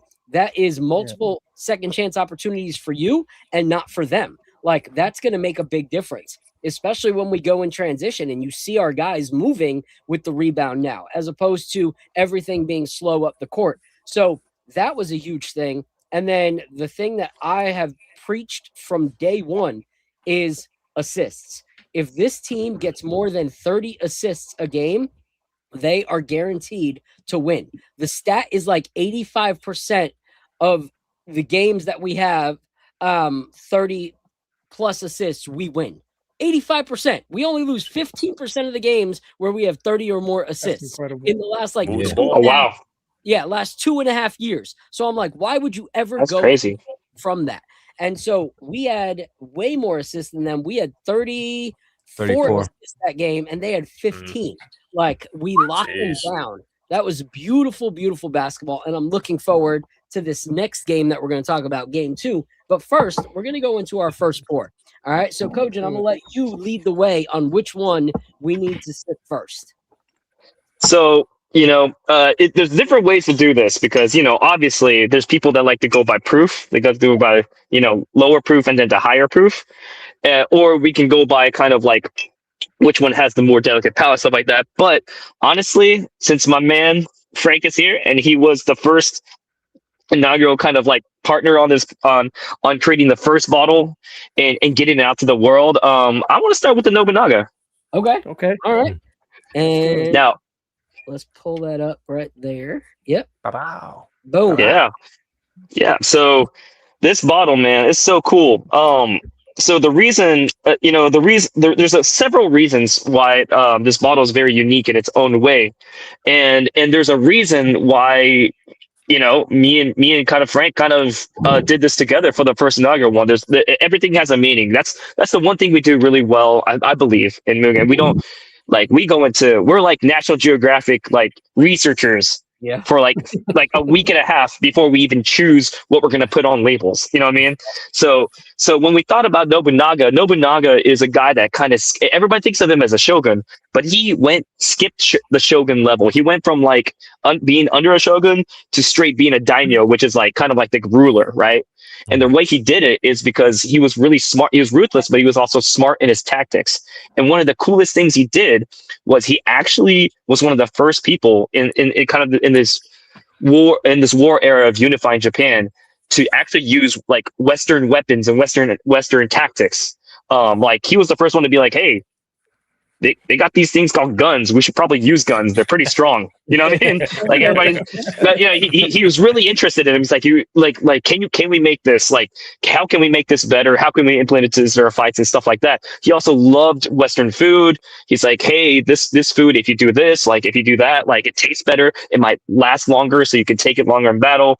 And he also liked sweets too as well. He was very big into in the years that sugar was very valuable. He was very much into sweets, and he believed that we had to take in that culture and be a part of it rather than kind of shun it away, which a typical kind of like strong island nation would do, to kind of further on and be a better country and be better at becoming a more stronger unified Japan. Hey, Coach So- Kojin, I don't want to cut you off, but this is reminding me of Jalen Brunson, like skipping steps to become the man. You know what Yep. I'm saying? Like Mhm. enjoying Yeah. West Coast culture. He went from the Mavs to the Knicks. Like Yep. I'm starting to see some Mhm. vibes where it's like Yeah, Jalen that's Brunson fire. embodied. But go ahead. I didn't even see that. That's crazy. That's actually really relevant. No, but and also we're talking about the Knicks and the Supersonics too. You know what I mean? But because that's me in this nutshell. But also Nobunaga. So he was a really, really big guy in kind of combining the cultures outside of Japan and inside Japan, and that's why on the back of the bottle, if you can see right there, so Nobunaga had a Japanese signature, but that's his Western signature. Wow. He had a Western sideways signature too because he thought it was cool. So I put it on the back. But the reason why all this matters is because what we did with this bottle was something I don't think anybody's done before, which is we took 15-year-old Kentucky Street Bourbon, right? Which pretty good. A lot of people might know the term buff turkey, but we took that, but we wanted to elevate to a second level, a next level. So what we did was we brought. Now, when I say Japanese whiskey casks or ex-Japanese whiskey casks, everybody's like, "Oh, is it Mizunara?" And that is not what we did. We didn't We didn't use a Japanese wood whiskey cask per se. We actually got whiskey casks that used to have Japanese whiskey in it in Japan. I went there, selected it myself right after they dumped the Japanese whiskey, and smelled inside every single one. And I'm like, this one. Brought 5 of those casks, which were actually originally ex-bourbon casks that went to Japan to get filled. Oh wow. Brought 5 of them back, pretty much on my back to Japan, and then I got it fixed up by Kelvin. Shout out to Kelvin. And then rehydrated it, and then dumped this 15-year Kentucky straight bourbon in there for another like months for secondary aging. And the barrel's from a place called Chichibu, Japan. And while I can't disclose the exact distillery, there's only like one distillery that everybody knows from there. It's a very famous distillery. And they created the first Japanese kind of whiskey culture to combine not Japanese whiskey with other whiskeys around the world. So there's that collaboration. And then there's two, the Japanese whiskey being dumped and brought back, and unifying the trade between Japan and America. So that's two. And then three, like the flavor inside of it is Japanese whiskey and all these different whiskeys that were inside that blend kind of combining and giving new character that's otherwise probably not in a lot of other barrels in this bottle. So, and then on top of that, I was like, man, we gotta keep on creating the theme. So I was like, an Asian whiskey lover, a black whiskey lover coming together to creating something that's never been done before. I mean, that's iconic in a bottle. So we're like, so I called him up. I called Frank up. I'm like, yo, it's got to be you, right? And he's like, I'm already there. And then we made it happen. Number one draft pick, baby. It was number one draft pick. I love it. Yeah. So that's what it is. Do you guys disclose which Kentucky bourbon you use under Mugen Spirits, or is it just kind of like, if you figure it out, figure it out? Well, I mean, as I just kind of like mentioned, this is the 15-year stuff in here is Buff Turkey. So it's like the Buffalo Traced contract distilled for wild turkey juice that's 15 years old. Now the other ones, I could kind of talk about it, but based off of what information's on the internet, you can probably figure it out. But for me, I don't have a certain thing that I put in all my bottles. I just pick what's good and put it in the bottle. So it's less about to me. Also, I don't put I put information on it, obviously, but I don't put too much information on it. I think this whole culture of, and not just like whiskey, but a lot of things. I feel like everybody wants too much transparency in creative things, and it's like, I think sometimes too much transparency. Oh, I want to know this. I want to know the mash bill. I want to know this. I think takes away from the experience of, hey, just drink it, and if you like it, you like it. And if you don't, you don't. Is it good or is it not good? I think it distracts, and I think it actually kind of masks sometimes. Like you hear something and you're going to be like, oh, well, if it's that from that distillery or that age, you know what I mean? That's a great point, because one thing that I always talk about is I've never been a Dickel fan. Just, it's not my thing. Like, I don't drink Dickel at all. Like, someone brings Dickel to a bottle share, and I'm like, yeah, you're uninvited. That's how I see Dickel. No offense to Dickel if they're watching this. But when I found out from somebody that one of my favorite rare characters might have been like produced by Dickel, which was their TKO series, I was just like, wait a minute, what? Like, there's no way in God's green earth this delicious strawberry bubblegum came from ill-tasting Dickel. Like, no way. Yeah. And it just shows that, like, if someone would have said, oh, this is Dickel juice, I probably never would have drank TKO, would have never gave it a shot. So I don't know if that rumor is true or not, but it is what it is. All right, so let's have a sip, and I want to hear everybody's thoughts. But Frank, how did it feel being like, when I'm looking at it, he's like, the black and the Japanese, it's like, this is like, whiskey's rush hour. This is, I wasn't gonna say it. I wasn't gonna say it, but whiskey's rush hour, bro. Yo, it was such an honor. Like I said, like, me and Coach and our boys, like, we talk all the time. Like, I'll hit him up about things that are completely unrelated to whiskey. So the fact that he would reach out to me to be the number one draft pick, I felt like, I was getting that call. I was in the green room, and I'm like, I didn't even know that I was on the board. But now I'm so excited to be on the team. Like, I'm wearing the hat. I'm wearing the jacket. I actually got a Mugen Spirits jacket. So, like, I'm wearing that out now. Like, I feel like I'm part of the team. So it was an honor, honestly. It was a real honor. Mugen jackets. I think the Knicks Nightcap need to wear those sometime. Those sound fire. There you go. Yeah. Put Sounds a good. I don't know. Yeah. We gotta All right, come back up on it. everyone get a sip. Let me know what you think. This is ridiculous. Yeah.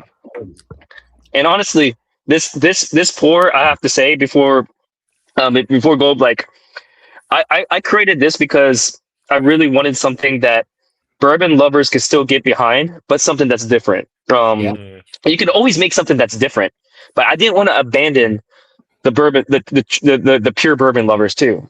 So that's kind of the mentality I had when I got into making this. Yeah, Love it's it. like a love letter from Kentucky to Japan, and it tastes like frozen envelopes to me. I don't know about anybody else, but getting Patrick Ewing vibes. It's like frozen envelopes. That's All funny. right, Apollo. What do you think, Apollo?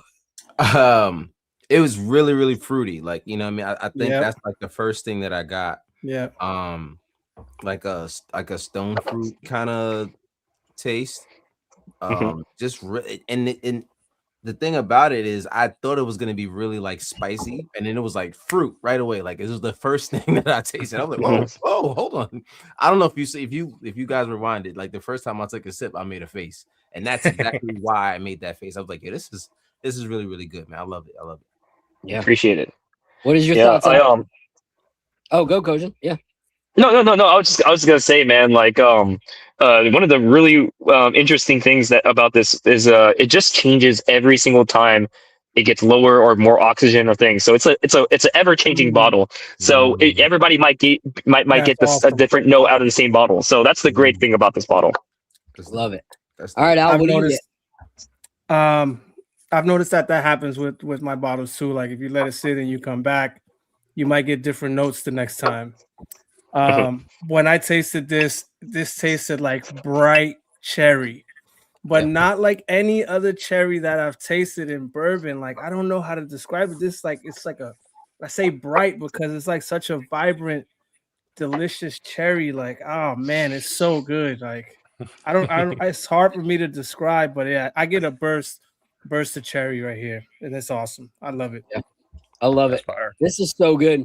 For me, I get that cherry. I get a lot of dark fruit, but like, I think the reason it tastes kind of different is it like reminds me of like what is it? Like a compote, where you like cook, fruit in like sugar and like water, and it gives you that like different taste to those fruits. So I get like that, and I get like the immediate taste of the food of the gods, cacao, like straight cacao. Yeah. It is just like a perfect blend, because you get those chocolatey notes, you get the dark fruit notes, even maybe some like prune, but you get the oak that you love from bourbon. Like the hints of the spice are so complementary to the sweetness.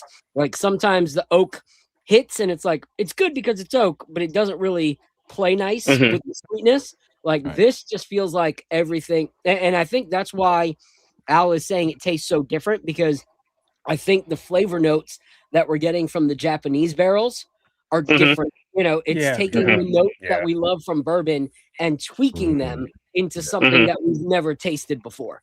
And so, this And is Phil.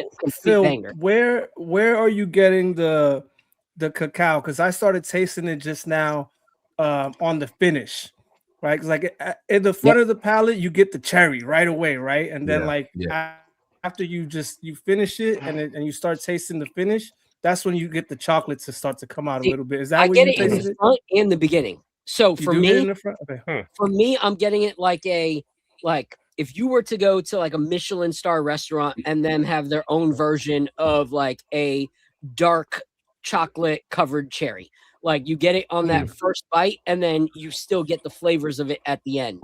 But that that cherry's so bright in the middle there. So I get it like on the tongue, but then I get it all down the back when I'm finishing the pour. That's where you get a lot of the cacao. That's so dope to hear because I'm with Al. Actually, I get it a lot on the finish, and I remember when we picked this barrel that I got that chocolate on the finish. So it's interesting to hear that like you're getting it kind of throughout because I love that note. I feel like it's one of the things that drew me to this cask in particular. Yeah. So that's dope. Yeah. Also, it's also funny because I don't know if it's the exact bottle that we got, but like when we first did it, we had 5 bourbon casks, the ex bourbon casks that we brought back from Japan, and 4 of them were Heaven Hill casks. Okay. And only one of them was a Four Roses OESK cask. And I was like, and we were blinded them. Like Frank didn't really know which one was which. Like he just kind of tasted them, and the one he picked happened to be the one Four Roses cask, which makes sense because we're both Four Roses fans as well. So it was really interesting. But the one thing I will say is the one note that I really found in these that I really like that I don't really find in a lot of bourbon is red apple. It has that red apple skin, red apple skin type flavor to it, which I really love. It is very bright, vibrant apple, and I think that really is something that comes from the Japanese whiskey. When I had just the 15-year-old by itself without finishing it in Japanese cask, it was a lot of the notes they taste like fruit, sweet, oak. I got those. It just didn't give me anything too much after that, so it was one of those things. Like, it's good, but what are we going to do just doing good? Yeah. So when we put in that, it had body, but didn't have character. It didn't have a beginning and end. So I feel like the Japanese cask, really what they did was gave it a beginning and end to give it a full story. You know what I mean? And that's kind of what this bottle did. Yeah. I love that, man. You killed this out the park. I think that's the note, the red apple note. I think that's the note that paired with the cherry was making me think like, what am I tasting? Because I taste the cherry, but it's not the same cherry that you typically taste in a bourbon where people are like, oh, it's a cherry bomb. You know what I mean? This is cherry, but it's because the red apple is like present there, and I didn't even realize that that's what it was. Yeah. I love hearing like what other people taste on the palate, because then sometimes I go back and I'm like, oh snap, I taste that too. And now it was there the whole time. Phil used to do that to me all the time. Look for it. Yeah. I love it. I love it. All right. So as we finish sipping on this absolutely ridiculous pour, what does this go for? What, like, I know they're all sold out. I'm pretty sure. You can't get it. It's over. It's sold out. I got the email, and I think I was too late we got on the email. we got a couple more things coming coming, so don't worry about that. But so the Nobunaga is is kind of our high end line. It's something that we're not going to do all the time, but when we find something fun and interesting, we'll do it. So these are at 350 MSRP. Okay. So yeah, which to me, I try to put it. I was on the consumer side way before I was doing this, so I try to put it at the best price that we could do it with this stuff, because this stuff, 15-year Kentucky straight bourbon, especially from this distillery and stuff like that with the provenance, it's not cheap. And then on top of that, getting barrels from Japan and shipping it to America, that ain't cheap either. But I just wanted to make it a price where people can still agree with it and be able to enjoy it and be able to pop it and drink out of it. So that's where it was. So that's kind of our higher end option. I don't think it's a bad price, because there's some buff turkeys that, were in the same price point, and everything was done here in the States, and it was just a barrel, it wasn't finished in a Japanese barrel or anything like that. I'm assuming secondary is up to probably 1,000 or more on secondary. Is that what we're assuming? But you know what? The thing is about that, like, again, I'm getting Jalen Brunson vibes. Like, you could get it for 1,000 on secondary, but like, it's taking less money. He's getting $350 for it up front, so it's kind of. I like how it's putting that together, man. I'm asking for myself, because there's some bottles that I'm down to put up on, on some of those groups tomorrow for trade. Well, I will say this. A lot of people don't really. I think the most I've seen on auction is like maybe like $600 something. Like on secondary still. A lot of people. I think a lot of people haven't really realized what it is. But I would get it sooner than later, because we only have like maybe like a few more barrels of this, and this is not a place. The reason I chose these barrels is because it's not a place that sells barrels at all. They just that. through the connection that I have with Japan and the utmost bowing that I've done in my life got me this allowed me to get these barrels. But with that being said, it's I'm not sure if it's ever going to happen again. Yeah. At this capacity. So once it's out, it's out. It's not like a very repeatable thing. Yeah. So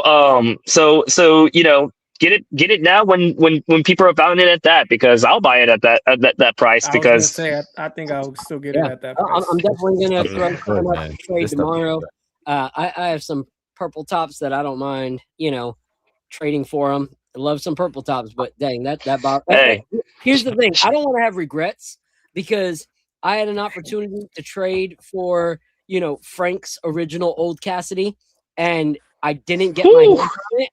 And I remember that. that's one of the biggest regrets that I've ever had, was not like trading for that when I had the opportunity.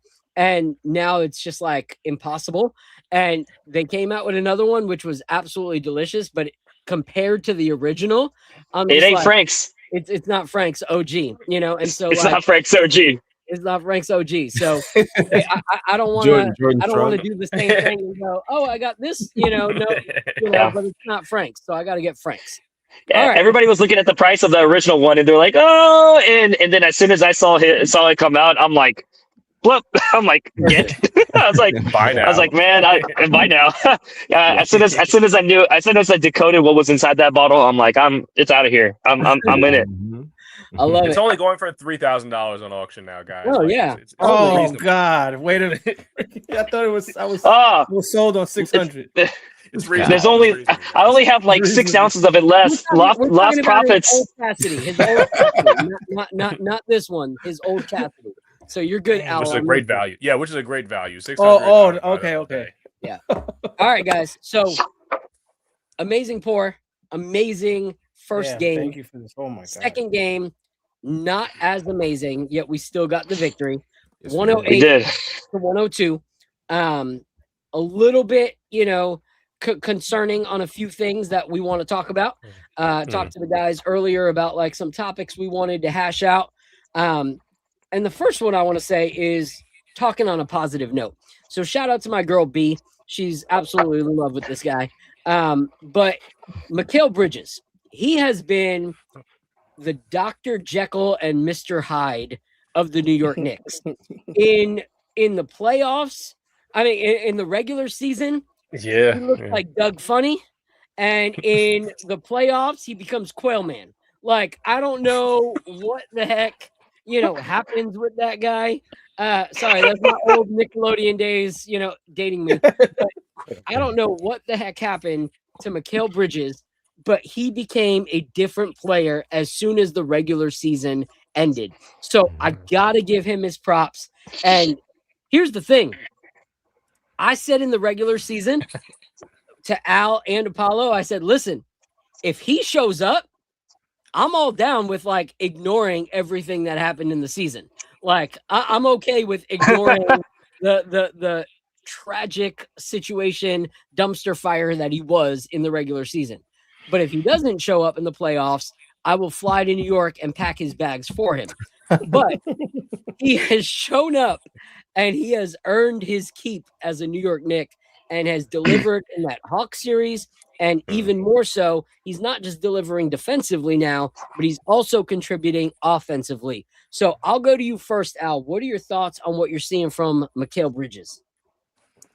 So Mikal Bridges, man, he had a good game in that blowout game against Atlanta. And I was thinking like, all right, is this just a flash in the pan? Is this going to carry over? And then he had a really good game 1 too. And then in game 2, he had another great game too. And the whole time he's been playing great elite defense. He shut down Maxey in game 1. Frank, did you know that game 1 was the first time that Maxey hasn't scored over 20 points since February? He had that boy in jail. Let's go. Crazy. So Mikal, he's been doing his thing, man, and I can't complain. Like, this is night and day from what he was doing in the regular season. So maybe he was just saving, all his powers for the playoffs. And look, man, if I'm gonna echo what Phil said, if we go to the championship and we win it all, you know, I will never ever speak about them picks ever again. That's a fact. That's a fact. All right. So before I throw it to Frank to talk about Mikal, I do want to, you know, Kojin, you had talked about, you know, your love for hip hop, you know, my love for hip hop. You know, before I was doing this and before I was a photographer, I made music full time. And that was my love as well. And I know Frank, you know, doing interviews with UpRocks and everything like that. He loves hip hop. Matter of fact, like, you know, I'm working on a track right now with Sky Zoo, who's also a huge you know, New York. Oh, wow. And so Give it up for that. Give it up for that. Yeah, Sky Zoo. That's fire. So it's the first time in like 10 years since, well, 12 years since my brain tumor surgery that I'm actually putting out music again. And so I'm excited for that project. But this group that we talked about earlier with that artist, he creates really dope New York Knicks merch with a group called Bocker Backpages. And a lot of it is very hip hop influenced. So I want to show you guys these because I think that you guys would freaking love these. So like this right here, this is their JB Doom. Come on. Shout out to Madlib. Yep. Shout out. So that's a fire one right there. Then they got this one right here, one of my favorites, A Tribe Called Knicks. Ooh, oh man. Tribe. Yeah, that's the first hip hop I listened to on vinyl. Yes, it was one of my favorite groups of all time. I bought that shirt. The Knicks set.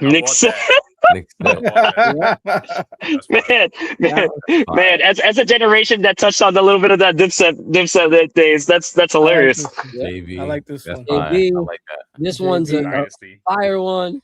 Come on. Oh man, Illmatic. Yeah. So shout out to Nas. He got automatic on the side. It's scribbled out. That's fire. Here's another Doom one he's got. Food. Freaking insane. I even like that one even better. Yeah, that's crazy. Yeah. And then this Raekwon one right here. Oh, that's fire. Only shout out to Raekwon. That's fire. Yeah.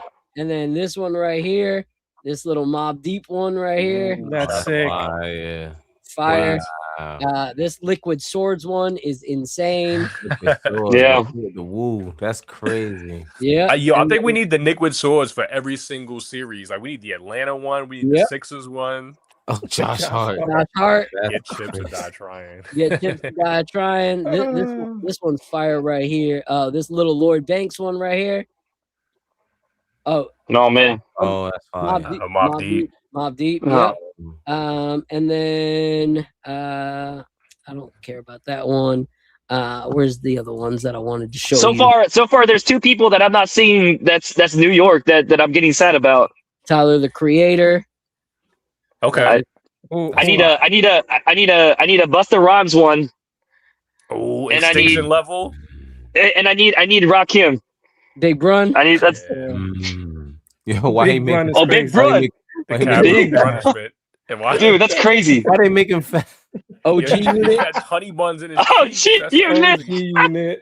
That's wild. That's hilarious. I like that. OG Unit. I like that. Action Brunson. Instead of Action Bronson. Action Brunson. That's fire. This one right here. There you go, bro. Boom. Iron Man. Oh wow. Iron Man. All right. Yeah, that's tough. Trying to find one of my favorites that I wanted to show you guys. They got State Property up here. Okay. They got Camera. Oh wow. Killer Cam. Oh, this one's fire. I love this one. NYK Aliens instead of AT Aliens. Okay. That one's fire. But yeah, just a brand for anybody that is a New York fan. Oh my god. Born to play basketball. So yeah, so anyone who's a hip hop fan and a Knicks fan, this is a really dope brand. This J. Cole one right here that they got. Oh man. KOD. That's fire. Another JB one. This one's fire as well. Oh, Life of Times. That's fire. So this is my favorite one right here. All right, who knows this album? Come on. Oh, that's Black Star. Come on. Yeah, that's Black Star. Yeah. Yes, that's my That's favorite fire. shirt of all of Most them right Def and there. Talib Black Star is one of my Kweli. favorite albums of all time. Mhm. So yeah, so if anybody is a hip hop fan and you're interested in supporting a good brand, check them out. Here's another Deuce Nicola. Cole Cold World. Oh man, Cold World. That's fire. World. So The yeah, Tyler anyway. Kolick. That's hilarious. that's really cool. I love that. Yes, sir. Yes, sir. Shout out to everybody in the chat. There's over 245 of you guys in the chat right What up, now. y'all? Shout out right there to Jean Shorts and Tim's. Shout out to Diana. Yeah, that's Jean my Shorts sis. and That's Tim's my is tough. sis. Hey, What up, sis? Diana, nice What up, to meet Diana? you. Appreciate you. I saw you on some text messages with Al about checking out the show. So appreciate you so much for coming out. Shout out to my girl Nixon-ish. Shout out to K Stone up in the building. We got Bogus Macaroni. That's my guy. Yes, sir, yes, sir. Prezi the boss is in the building. Prezi was good. Prezi. Potato. Giving everybody an update. The Pistons have now gone 2-0. They put, the belt to the, Cleveland Cavaliers. Now they're up 2-0. So that is most likely who we will see in the finals is the Pistons. All right. So Good. let's talk about Mikal a little bit more. I'll go to you. Frank, what are your thoughts on what you're seeing from Mikal Bridges? I mean, the last game he had what, 20 points, 18 points, something 18. like that. 18, yeah. Yeah. So he was 18. putting it up. And the thing about Mikal is like, I think it was mentioned earlier, he does it on both ends of the floor. He's a great defender. He's rangy. He's got the length, but he also can put up that mid-range shot where you're like, he's a problem. He's going to give them problems all series. So I love Mikal. I think that if he keeps it up, he's going to apply pressure, especially if OG is out. If OG Anunoby is out, Mikal is going to be the next man up to be a primary defender and a primary scorer. So I love what he's doing so far in this series. I want to see him continue that. Hopefully OG comes back. But if he doesn't come back, I think Mikal is primed to have, 25 points and be in kind of that range as a secondary or a third scorer behind JB and Cat. Yeah. It's crazy because, like, we don't need Mikal to be a superstar. We just need Mikal to be consistent to win. And he's been consistent defensively in the playoffs. But now he's being consistent these two games offensively as well. And that is something that sets us apart because we can have a game where Jalen or Cat go off for 30, but if everyone else is putting up 8, we could still walk away with an L. But if Jalen and Cat are putting up 20 and OG and Mikal are putting up 17, 18, now all of a sudden it's a different game. Now all of a sudden there's less pressure on our bench to actually have to produce because they can just, do what they have to do, keep the lead, get us a little bit more of a lead, but they don't have to make up a deficit, which is where we would suffer in the season. So we're not going to talk about Mikal anymore, but what we are going to talk about is Karl-Anthony Towns. All right. And I'm going to go with you first, Al, because this is something that we were talking about in the chat. Cat was incredible in that first series. Running the offense through him is the smartest thing that we could have done in the playoffs. It makes everybody else better. And JB looks like a stud when Cat is running the offense and they have to second guess what Cat's going to do. But what's limiting us right now, luckily it didn't limit us as much in that first game, but in the second game, it limited us more because we had to have Cat sit for half the game because of his foul trouble. So what are you seeing from Cat? Like, this is something that we were celebrating in the last season that he reverted from, was fouling, on the defensive end, and his defense was stellar. What do you think is causing the issues in these first two games? Yeah, in the last series, like you said, I was celebrating the fact that we were no longer seeing Cat with the stupid fouls, the little chicken wing that he led the league in offensive fouls this year in the regular season. No stupid fouls, no dumb turnovers, and we were confidently running the offense through him. And now come to this series, I always thought we might have a foul issue with him in this one because Joel Embiid is a 7-foot flopper. Like this guy, you touch him and he's 100%. on the floor. To the point where I have one of my cousins in my Knicks group chat. He has an active count of how many times Embiid flops in the game, and it gets up to like in the tens every game. So that was game one. Like I knew that was gonna happen in game one. In game two, what happened was he was just getting kind of caught out of position. Maxey was, a lightning bolt, and he was picking up, fouls like that, trying to run back into position. I saw him be a little aggressive, too overly aggressive, like a little too excited in the first game, and I knew he was going to pick up his second foul in the first quarter. And I think he's trying to he's trying to set the tone, right? He's trying to play that tough playoff defense, but like he's got to realize what kind of whistle they're blowing that game, and if they're going to be calling ticky-tacky fouls, he's got to chill out because we need him. Like we're going to need him down the stretch. So it's really important for him to like be careful with his fouls, especially if we're playing the double big lineup, because if he's getting in foul trouble and Mitch is getting in foul trouble, now we're staring at Hukporty minutes, which can, it may good or it may not be good. You know what I mean? So we got to be careful. Yeah. It was a great point because you have to play, like Nix and Ish said, we need Cat in this series. So he has to play more disciplined. Like when you realize that Mitch is not available, you have to think better. Like you have to make better decisions. Like when you have Mitch, it gives you a little more freedom. But when you don't have Mitch and your next best option is Hukporty, and Hukporty hasn't really been getting any burn for quite a while, especially in like actually important play time minutes. Like you have to make smarter decisions to put your team in a better position to win. Making fouls that just weren't necessary. A lot of them were bumps. A lot of them were just like not, reaching in for something you don't need to reach in for. Yeah, you don't have to. Right. When you know that like you swing your arms to draw the foul from the other person, like you should at least know, because you're so good at that other people do that too. So that should make you like be mindful of it and say, I have to pay attention to this stuff. So Cat definitely has to play better because honestly, in that first series, he was our MVP. Like he seriously was our MVP. And we need that. It allowed Jalen Brunson to cook, but it also allowed Jalen Brunson to struggle if he needed to struggle because it was opening up things for other people. And these two games, we have not seen that, especially in that second game. So that was frustrating.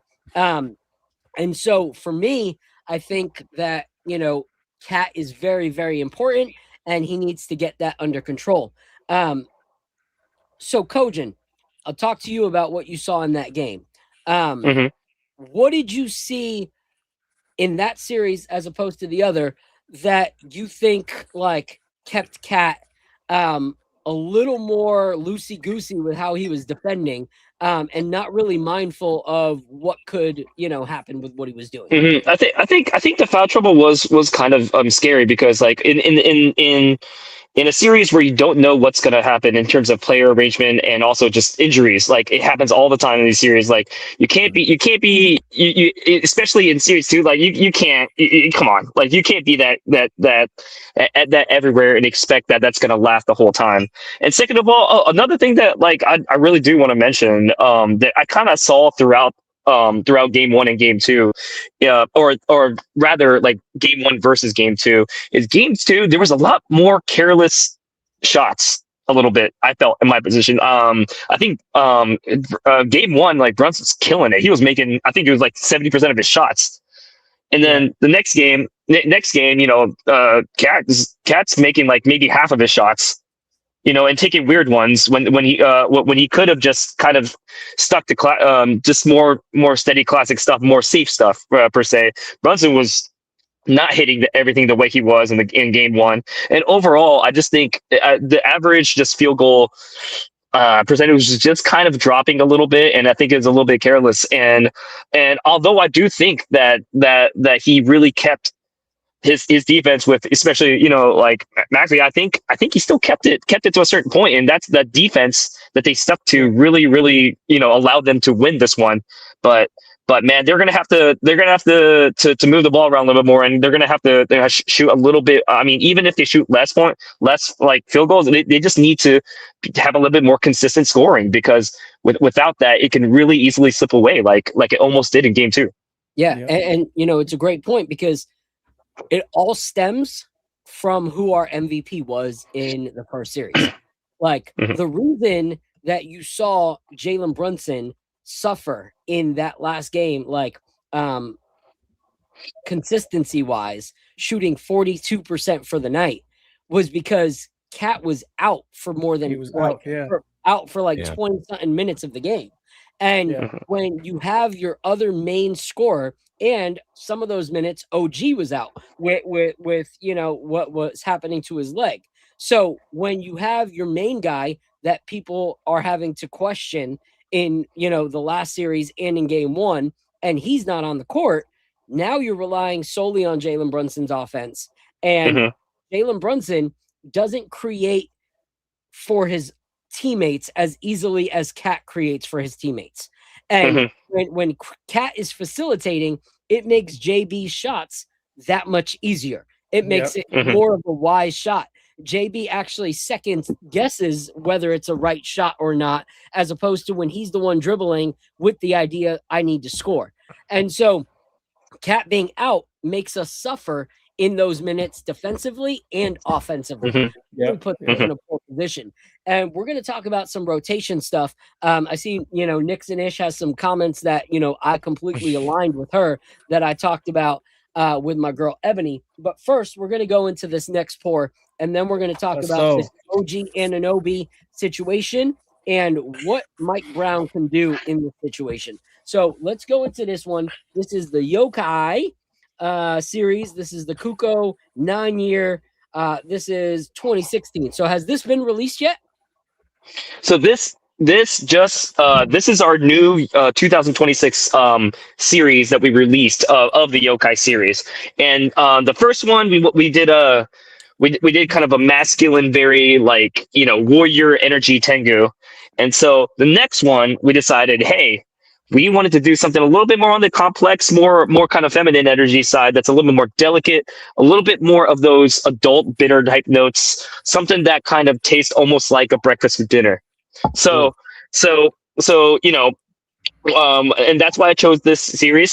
So for these Cuckoos, at least for this colorway. Now there's going to be another colorway coming soon, which is going to be kind of segue into a different barrel series. But this barrel series right now that you have in your hand, this is a wheated recipe. So it is 70% corn, 15% wheat, but then it's 10% honey roasted malt, kind of like what they do in beer. So they what percent?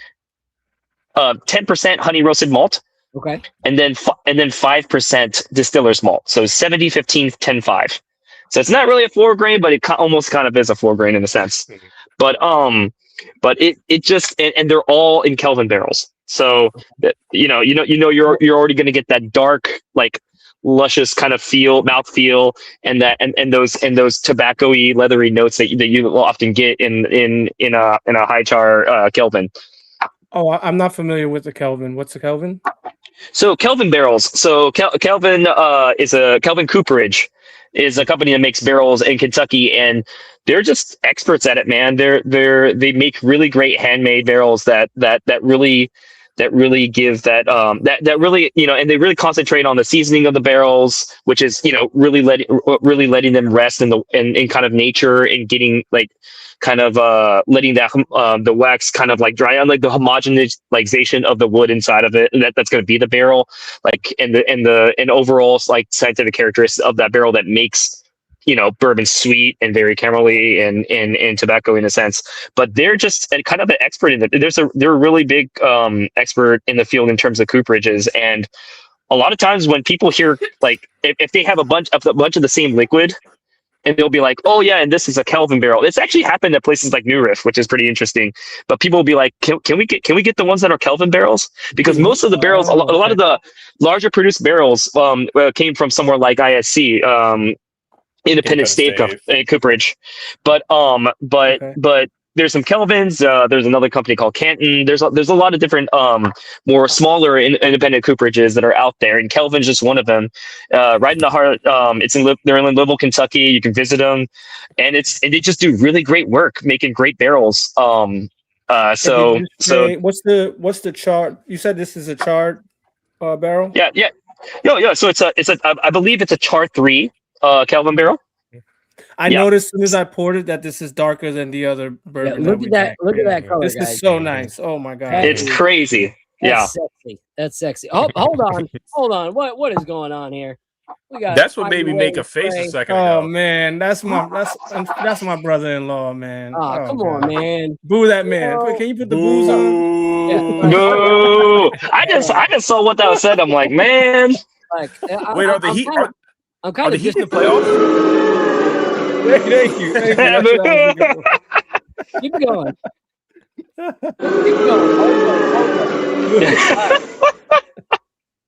Here's one thing I'm gonna say to you. All right. Talk about next year. Next year, we still in this year. Let's talk about how Bam Adebayo's 83 was the most pathetic 83. Don't get distracted. Don't get distracted. Ever made. All right. This is what they want you to talk about. Here's the thing. I've only had like 1 ounce. I don't have enough time for Heat fans. All right. 1 ounce of whiskey does not prepare me for a Heat fan. All right. Anyway, so let's go straight into this one. Yeah, man. That was insane. Was there more you wanted to say about the bourbon before we drink it? Well, to me, like I said, like when I can really visualize and characterize a barrel, that's when I'm like, oh, it's the one. And this one, I smelled it, and as soon as I smelled it and tasted it, I'm like, it literally tastes like breakfast for dinner. Like it tastes like maple syrup. It tastes like coffee. It tastes like it tastes like just like a little bit of like butter on some like lathered pancakes and waffles. You know what I mean? Like it gave me that breakfast for dinner vibe, because breakfast for breakfast is just breakfast, right? But breakfast for dinner, there's something you're looking for. You know what I mean? You're going a little bit extra to make sure that you have those flavor notes, and that's what I really get in these. So get the blueberry, got all that in there. So I really love this barrel series, and since it's so delicate and so complex, especially with the bitterness and the oak structure combined with kind of the sweetness and the fruitiness and the leather in it, that's why I decided to make it the Cuckoo, which is a spiritual fox that flies in the clouds. Bro, this is so unique. Like I'm just gonna say this is different to me, because I get the breakfast notes that you're talking about. I get the maple, but I also get some citrus in there, which is something that I always love. Leather notes. You put leather notes in a whiskey, and you got me. Like it could, seriously, it could just taste like leather and orange, and you're good. But like I love it. The maple as well, but I also get like, it's weird. Like I'm not like a huge soda drinker because I don't drink carbonated drinks, but like I'll taste things so that I can like use them for like cocktails and flavors and stuff like that. This has this like Dr. Pepperish kind of like taste to it to me.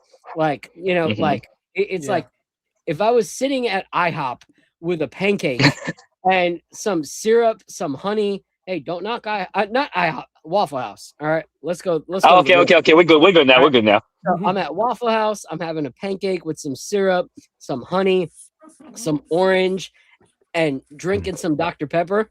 This is, and the thing is, you said breakfast for dinner. You never go to an IHOP at an actual respectable time. Like you never. Like no one goes to IHOP before 9 p.m. Unless they 100%. So that is what I'm drinking right now. Is I would be at IHOP at 10:17 at night, and I am drinking Waffle House in a glass right now. This is crazy. I love it. That's and it smells like it smells like amazing. Shout out to. Oh gosh, I just love this, man. What are you thinking, Apollo?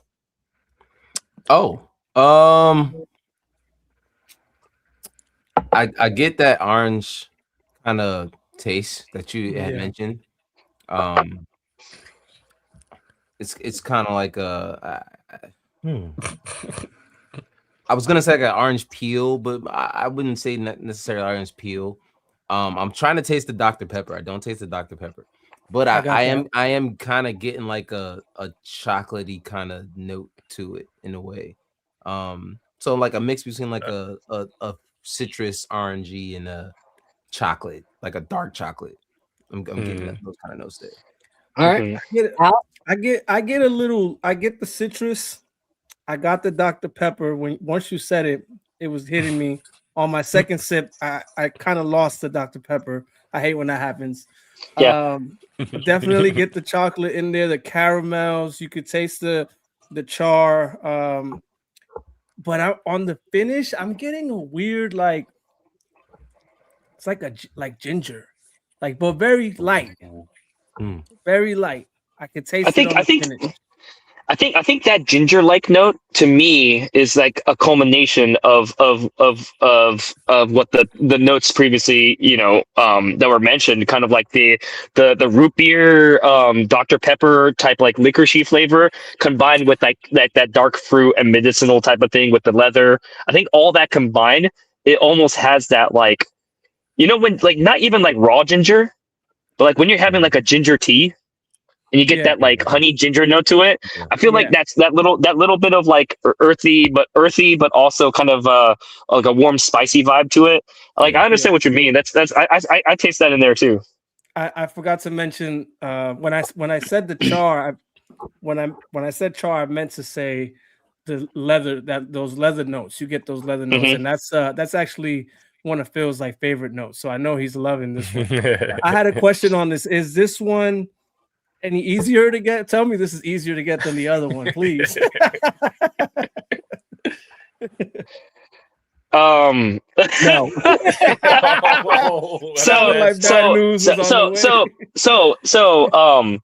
Actually, New York is about to get.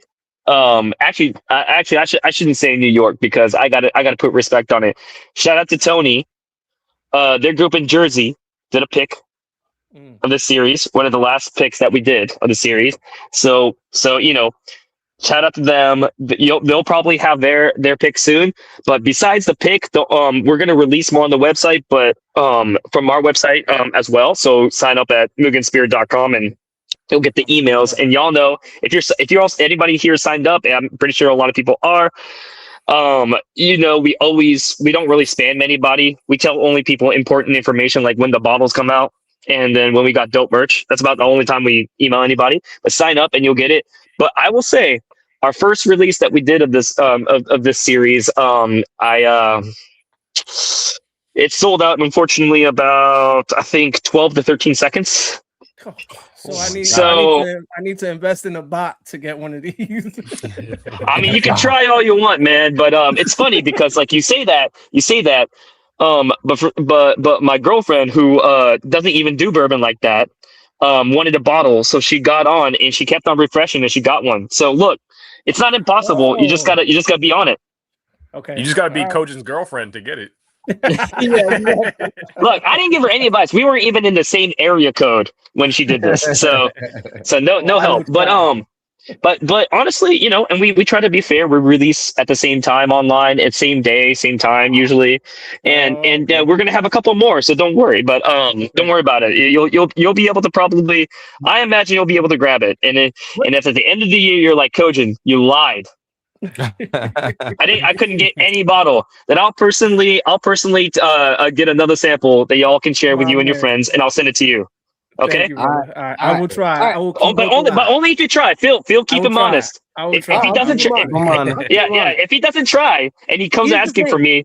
Here's the thing about Al. Al will have something on the show and he'll text me the next week and he'll be like, all right, bro, out of the two that we tasted on the show, which one do you think I should buy? He even texted me today with a brand that we had 2 weeks ago, and he's like, bro, should I get this one or this one?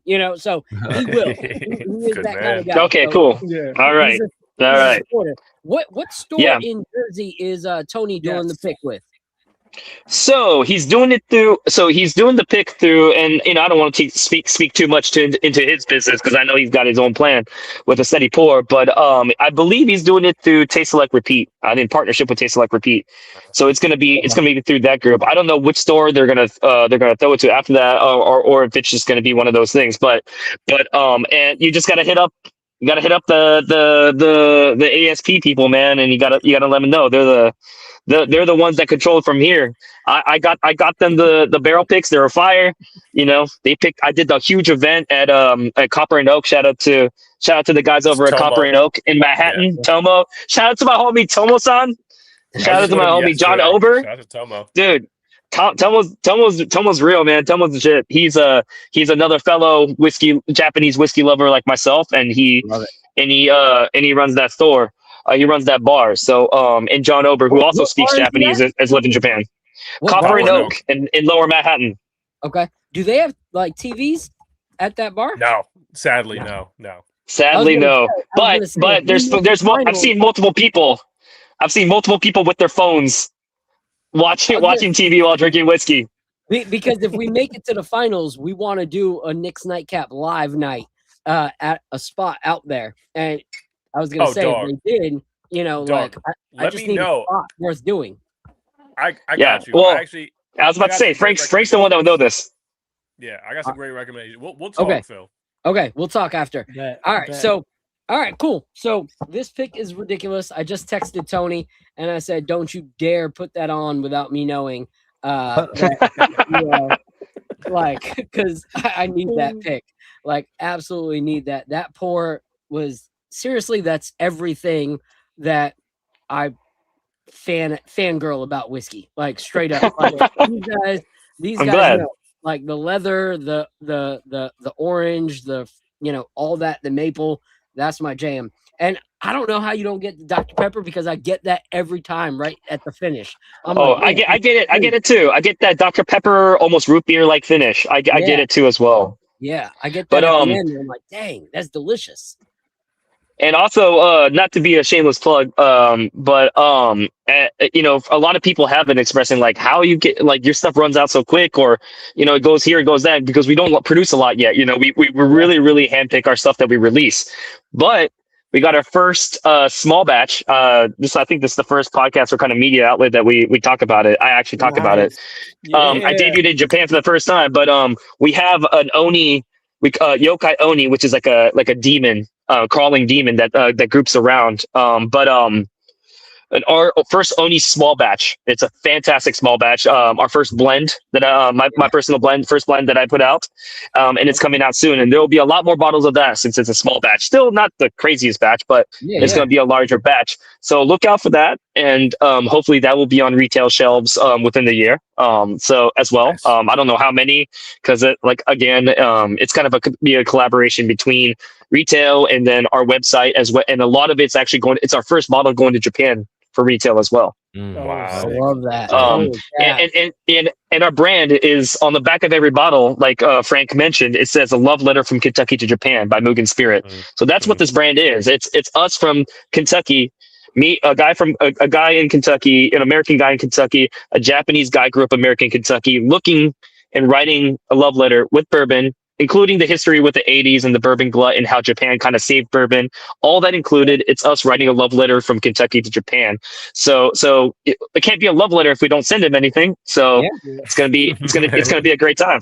I love that, man. Yeah. So one thing that we've talked about is like, not this season because we're still trying to get our money up, but eventually we want to pick barrels from the Knicks Nightcap. So to me, I'm saying this right here. The first barrel that we want to pick from Knicks Nightcap is going to be with you, like Kojin. Like I've connected with not just your story, like your whiskey, but like you as a person. Like there's some times where I can connect with people, based off of their whiskey or their sports analytics or whatever. But like when Frank was like, yeah, he's your kind of people. Like Frank knows me, Frank knows, Frank knows the people that like I'll hang out with if we're at a, type of event, but he knows the kind of people that like I would go to bat for, and vice versa. And when he was like, yeah, Kojin's definitely your kind of people, connect with him. I took that very, very highly. So, and he was Appreciate that. Dang right. So I'm excited for that. But let's talk a little more. Sadly, we don't have more pours, but we got more of those pours, so we can enjoy those. But let's talk about this topic right here. Okay. So there's the possibility that Anunoby is injured, at least for the next game. Luckily, Ian Begley came out with a video saying that it looks like he might be available for game 3 or game 4. However, we were having the conversation in our group chat. Do we rush him back? Like, is it worth rushing him back? And Frank, you have my sentiments exactly. Like, we're up 2-0. If there's the possibility of causing more of an issue, why bring him back? And so if there's anybody here that would, forego that and be like, yes, bring him back, you can raise your hand and I'll share, let you share your thoughts on why you would bring him back. But if we're all on the same page of if he's not 100%, don't bring him back, then we'll go to the next question. So anybody like, no, OG needs to play game 3. All right. I think he can play because we have the ultimate healer on the team. You don't know that? Dude, What? Yeah, you play this for me, man. Put this up on the screen. Hold up. Real quick. My guy Apollo's got to go. He's got an early morning. So Apollo, let everybody know where they can support you and rock with you. Guard up Knicks everywhere, man. This just pretty much on all platforms. It's just pretty much what I go by. Man, that's pretty much it, man. And you can find me here. Shout out to the KOT family, of course, man. And make sure you listen to Apollo's music. And if you see him in the summertime, he's running 5s. So ball up top. Make sure you guard him closely. Yeah, I need like another month after the Achilles tear. Oh he's still recovering from the Achilles. So I'm gonna put him on blast real quick because I'm starting to see something. All right, I'm starting to see something about Apollo. All right, so I get a text message now on most days. Hey, running late. I'll be there. A little bit late. He gets on right before the whiskey pours. He drinks the whiskey and then drops. And then he tips. Hey, listen. No. Listen. All right. You want to throw a rock? I've been sitting here since 9:45. I had notes on Mikal, Cat, and I didn't get a dime of minute to say anything. And I sat here patiently and I waited. And you gave me my chance during the whiskey pour. During the whiskey pour, I had my chance. So shout out to you for giving me that opportunity, my guy. I'll just play with you. I love you, bro. You want to share some of your notes real quick before you go? No. It's old news now. It's good. It's gone. Basically, he's saying you're being more Mike Brown and not Tibbs. He needs more minutes, is what he's saying. I love you, bro. I'll just play with you, bro. Have a good day tomorrow. I'll talk to you later. All right, man. Holla, fellas, man. Thanks, man. Peace, bro. Yo, so there's nothing to worry about with OG Anunoby. There's nothing to worry about. We have the man. Put this video up for me, please. Jordan Clarkson, the Mad Healer. Where's the video? It's right there. I got it. I'm sharing. No, it's not showing nothing. Oh, okay. There we go. Yeah. There you go. Seeking of the fine line. They'll not find because it's too late. Oh my God. Too late, yeah. Too late for them to ever see again the life they once chose not to follow. All right. Don't be lost when the time comes.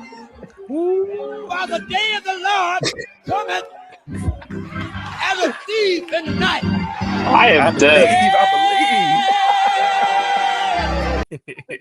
So I feel like that is blasphemous on all categories possible. Yeah, on every level. Wait, that really happened. I know it did. He did that, and look at OG. He healed his wrist. Oh my God.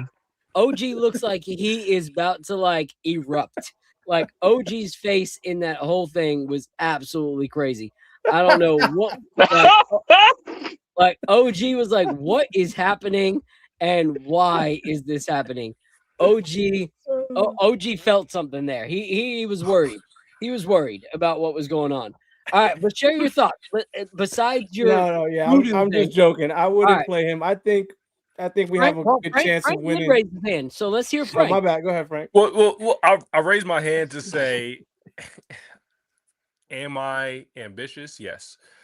But I'm thinking about who's going to make it out of the West, and I'm thinking about what happened in the NBA Cup, and I'm thinking about the Spurs. I'm thinking about the Oklahoma City Thunder. I'm thinking about everybody. And respectfully, I think that OG needs to be healthy in order for us to beat the field. You know, like in order for us to beat the Sixers, again, I'm ambitious. I think that we can get past the Sixers without OG. I think we have a good chance to do so. We're up 2-0.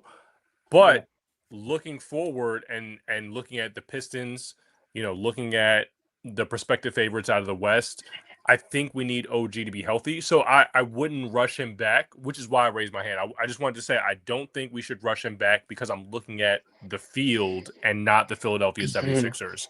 Yeah. And so for me, OG has been our all-star. Like him and Cat have been our number 1 and number 2. As much as I love Brunson, and he was the reason we won this last game because of his, fourth quarter performance.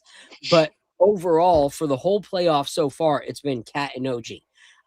And so I agree with you that yes, the idea of putting our, knee on their neck, in game 3 and stealing their soul, in their first game at Philadelphia. Yes, that benefits us. But is it worth the risk of him not being available when we need him most? If they're saying that he could come back game 3 or 4, why not just wait to game 4 no matter what? Like give him that extra rest that he needs, because we do have players. We have a way deeper bench than the 76ers do. And so that gives us the opportunity to not have to force it.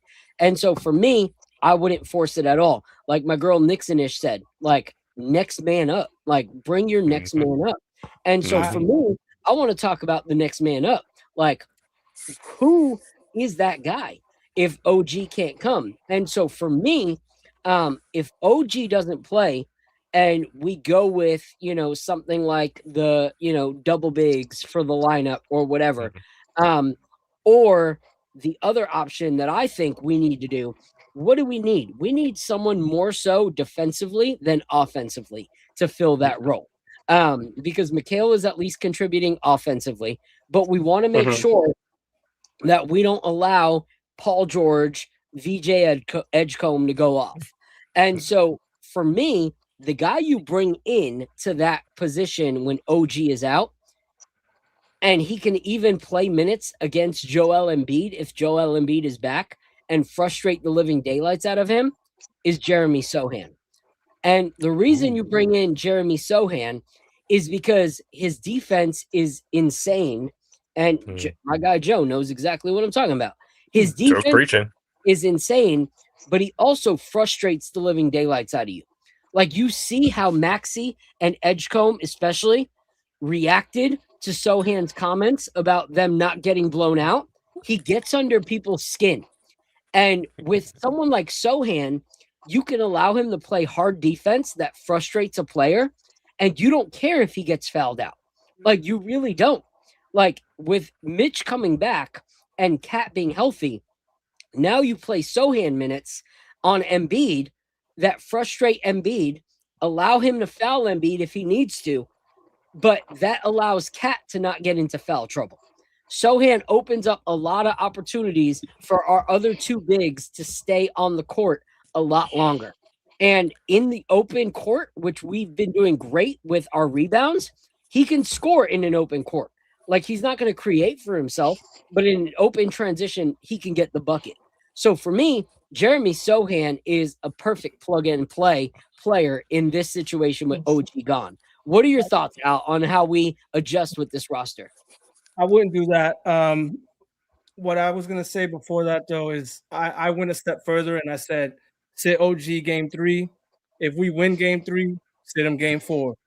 That's how I would take it. You know what I mean? Like if we look 3-0, we don't need to play him in game 4. So that's how that situation. Sohan, I love him, but I can't pair him with Josh Hart on the floor at the same time. You got two guys that can't shoot the ball a lick. It's going to shrink the floor for Brunson, and that worries me. I'd rather have, if you're going to put another non-shooter in, then I'd rather have Mitchell Robinson because at least he can roll in the dunker spot, and he actually has some gravity that'll pull people in because of his offensive rebounding and suck people in from the corners to kind of stop him, which actually opens up the three-point corner shots. So if you're going to go non-shooter to bother Embiid, I think Mitchell Robinson is your guy. And he has a bone to pick with Embiid anyway. So I would go that way, and that's if Embiid is playing. If Embiid is not playing, I would probably go with Shaman, but I got a feeling that Mike Brown will go with Deuce because they're going to be pretty small. They're going to be pretty small, and they were trying to play fast. So I can see he was playing Deuce a lot. I hated Deuce's minutes last night. By the way, I didn't think he played well at all. But he seems to be forcing that hand, and I guess he's trying to get him going, and he thinks that he's going to be important down the stretch of his run. So, yeah. I'm a favorite. You're my guy, but right now, I feel like I should bring your sister up because I feel like she's dropping knowledge. Right? But I agree with Sohan next man up. It's hot, girl. But with the way Mike Brown has been moving, I wouldn't be surprised if he puts Clarkson in instead. And so here's the thing. Sohan, right now, with what we have going on, if Sohan is the one that's controlling Embiid, then you have more cap minutes, okay? You have less liability of them going to a hack-a-mitch kind of situation as well. With Sohan's not trying to score, but he's allowing Cat not to get in foul trouble so that Cat can score, so that Cat can be that guy that we need. Sohan allows those minutes to continue. With Mitchell Robinson is still an offensive liability. Like he is. And he is great on a defensive end against when you have bigger guys. But the guys that we're trying to now lock down are Embiid and a bunch of guys that are movers. You got VJ Edgecombe that is moving nonstop. You got Maxey that's moving nonstop. You got the quit and grind minutes that are moving nonstop. That's not Mitchell Robinson's top priority. That's not what he excels at. Sohan does. Sohan can be on you like the white on rice. He is like a tall version of Alvarado. He is frustrating, but he at least has the length to be able to deal with multiple guys. You want someone that can play like Miss Nixon has shed, the 1-5, so that if he has to stop Paul George on a transition, you can do it. Miles McBride can't do that. If they set a pick and roll and Paul George has the ball, that's an easy over McBride. Landry Shamet, as much as I loved him in the season, he's been like barbecue chicken all playoffs. So Sohan can get that length. Sohan can put the frustration on a VJ Edgecombe, a Joel Embiid, and a Paul George. And that's what we need. We want someone that if, Jalen Brunson gets put in a, pick and roll situation, Sohan is that guy that can stop Maxey. He's the only one that can guard the 1-5 that's currently on the bench. And so that's why I would go with him, because right now we don't need the scoring, because as long as Cat's on the floor, we have guys that can score. We have guys that can make it easy to score. So that's why I would personally go with Sohan. Frank, what are your thoughts? So my thoughts are funny to take it way, way back, but I'm thinking about Brad Stevens winning Executive of the Year, and I'm thinking about what the Knicks have on their roster. I'm curious at how the hell that happened, because we got Sohan. We got a deep bench that I feel like we have so many guys that we can plug and play. Jordan Clarkson, honestly, I would hesitate to put him in the game. Sohan, he obviously doesn't have the offense that Jordan Clarkson has, but I think you're right, Phil. We need the defense. And so having a guy like Sohan to be able to plug and play, put him in there, have him as kind of an alternative to that double big, and be able to kind of manipulate the game on the defensive end and really come through for us. I'm excited to see that. But my mind is just stuck on Brad Stevens winning Executive of the Year. I'm sorry for that, because I'm like, how the hell did that even happen? The Knicks have the better roster than the Celtics, and the Celtics aren't in the playoffs anymore. So I'm hung up on something that isn't your point, but I apologize for that. No, it's a great point, because I feel like the front office was able to, even after getting a head coach so late in the game, still able to make enough transitions to get us a bench that was solid. We went from, having Yabusele, who, was a complete dumpster fire for us. Player at some point. Horrible for us. We still found a way to transition that into Sohan and Alvarado, and so for me, Clarkson's one of my favorite players, like offensively. But he's not a plug and play for the starting lineup. That puts us at a huge defensive liability. If you look right now, we don't need necessarily more offense. OG is a delight because he brings that. But at the end of the day, what we need to do is stop them, because they are not a defensive-minded team. They're not. So even a guy like Sohan, who's got a limited offensive bag, it's still a bag against a team that is not defensively minded. Right. Like none of their guys are elite defenders. None of them, and so at the end of the day, they are elite scorers. And that's what we need to stop. Like they can't beat us when it comes to their defense. But offensively, if it's going bucket for bucket, they have enough bucket getters. So our thing with OG being gone is, how do we stop their bucket getters? By putting more defense out on the court. And so for me, how do you fix the OG and Anunoby thing? Someone like Sohan in the starting lineup, and give Diawara some bench minutes. Like Diawara should be cooking a little bit off the bench. Even 8 to 10 minutes a game, Diawara can bring that height offensively and defensively that we need, so that we don't have to worry so much about Cat or Mitch getting in foul trouble, because we have height. That's the one thing that I would say Mike Brown missed, in these last two games, was you bring in Landry Shamet in multiple minutes where he's not really contributing anything. Same with Deuce McBride. Yes, he's he's a really good defender on his kind of guy, but this team knows how to do the pick and pop. That's what they do, so they're constantly setting screens so that there's a mismatch. Miles McBride is always going to be a mismatch on everybody. Everybody from DJ to Maxey to Paul George, they are all taller than McBride. That's a defensive liability. None of them have that edge against Diawara. So for me, you bring Diawara in off the bench instead of Miles McBride, and instead of, Landry Shamet. Keep the Alvarado minutes, because Alvarado has been feasting and putting in that grind. But the other two, I think you got to put Diawara minutes before those. So what are your thoughts on that real quick, Al? I agree with that. I did have a random stat for you. Clarkson, ever since he healed OG Anunoby's wrist, he has not hit a three since March. He has not hit a three since March. Well, there's consequences. There's consequences with voodoo, bro. So that's my only qualm with him. Other than that, he's been playing great ball. So I can see him going in the starting lineup, but I do need him to stretch the floor a little bit. I'm not opposed to Clarkson getting the nod. I do want to see Diawara minutes. But look, the Knicks are versatile, so we can go in a number of different ways. And my thing is, like, if we do go one way and it's not working, I want to see us quickly pivot away from it. So that's my only thing. So and I think Mike Brown has been doing that. So I'm looking forward to see, like, what game 3 presents and how we adjust and how we win that game. All right. So before we give our final thoughts and transitions, my guy Kojin has to get going. Kojin, let everyone know how they can follow you, support you, and everything that you're doing. All right. Well, thanks for having me on the show. This is a lot more fun, and I don't really talk about NBA that much.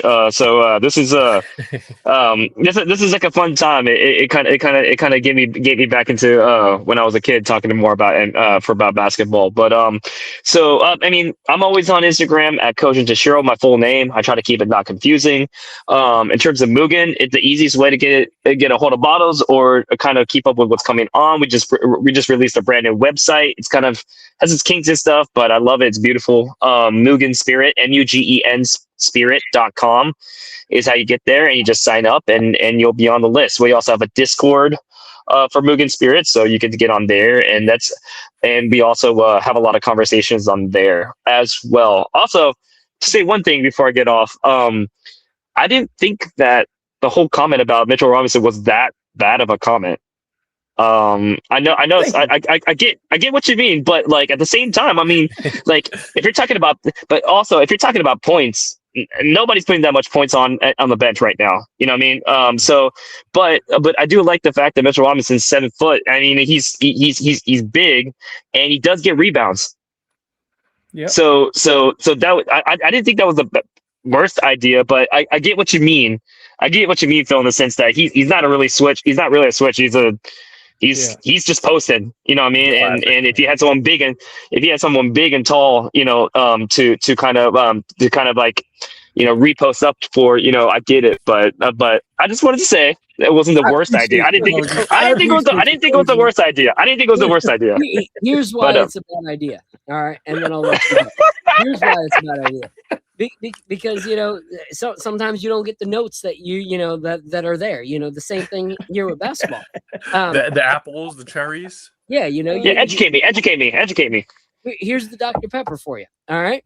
So the reason you don't do that is because one thing that they actually do have is backups when it comes to their bigs. Okay. So you put too much minutes on Mitch in the starting lineup. Now you're resulting to Hukporty minutes off the bench. Okay. Yeah. Mm-hmm. And now you have guys like Bona and guys like Drummond who are going to eat. They are going to steal Hukporty's lunch money.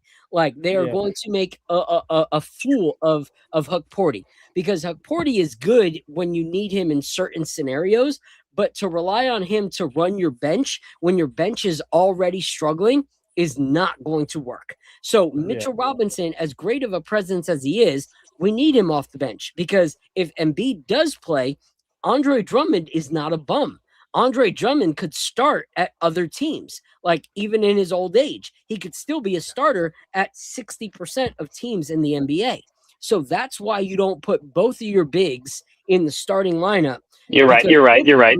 Struggled with foul trouble in this series. So what do? You put them both in the starting lineup, and all of a sudden they both have 3 fouls, you know, with less than, 3 minutes to go in the first quarter, and now you're screwed for the whole rest of the game. So if Sohan starts, I will give you your props on Twitter. I will. I'll give you that. That is a very good, clean, understandable explanation of why that's a bad idea. Well, if only we still had Isaiah Hartenstein. Appreciate it. Nice. I will reach out to you. We'll continue to connect, but thank you, bro. Seriously, this is appreciate you for having me on. Love everything you're doing, man. Good night, guys. Later, bro. Good night. Peace. All right, guys. So we're gonna end with our thoughts on this game coming up. OG or not, how do you think that we fare in this next game? I'll go with you first, Al, because looks like Frank. All right, so I'll go with you first, Al. How do you think we fare in this next game? Do you think we go up 3-0, or do you think that this might be, one of those games where they're really trying to, prove that they still belong here? I think we go up 3-0. By the way, they did Philly did all of that, like trying not to let New York zip codes purchase tickets. And I think we still have the overwhelming majority of tickets are from New York zip codes somehow. I have no idea how we did it. Maybe they use a VPN. I don't know. But we are going to be in the building. That is going to sound like MSG in there. There's going to be a large contingent of us. And listen, this is where the Villanova Knicks got to shine. Like they're used to playing here, right? So they're also going to have a bunch of fans there too. So I think all of those things combined give us a really good shot. And I think the guys, they know what's at stake. And I think they got a taste of like what it's like to like wrap up your series early when it came to the Hawks in this series, and seeing like what a difference it makes to be the more rested team. And they want to do that now for the next series, right? So I think they're going to go in hungry and try to steal game 3. That's my opinion. I think they'll have a good shot. I think it'll be a close game. The spread is only 1.5. So I think Vegas thinks it's a close game too. So it'll be a close game down the stretch, and it's a matter of, you know, that's it. Who has the better closer? And we have one of the best closers in the building. So I like my chances. All right. Frank, what are your thoughts? No, I agree. I think we go into Philly and take that game 1. I think the Knicks are ready to put not just belt to ass, but knee to neck. You know what I'm saying? Like fist to jaw, the whole 9.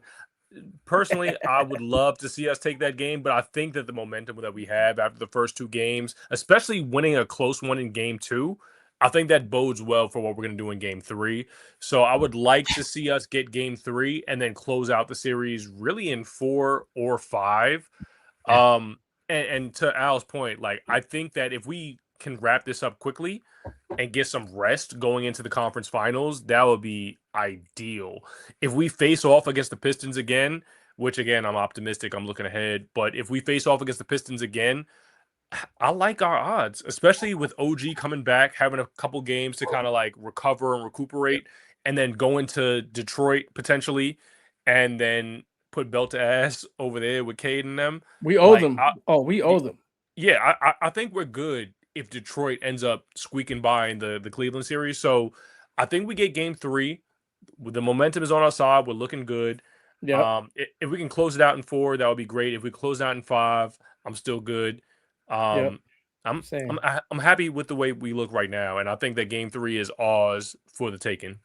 Yeah, you know, one thing I'll say about you know, the Pistons coming into the next series is potentially. I think they will. I think they, you know, I as much as I love Donovan looks so bad.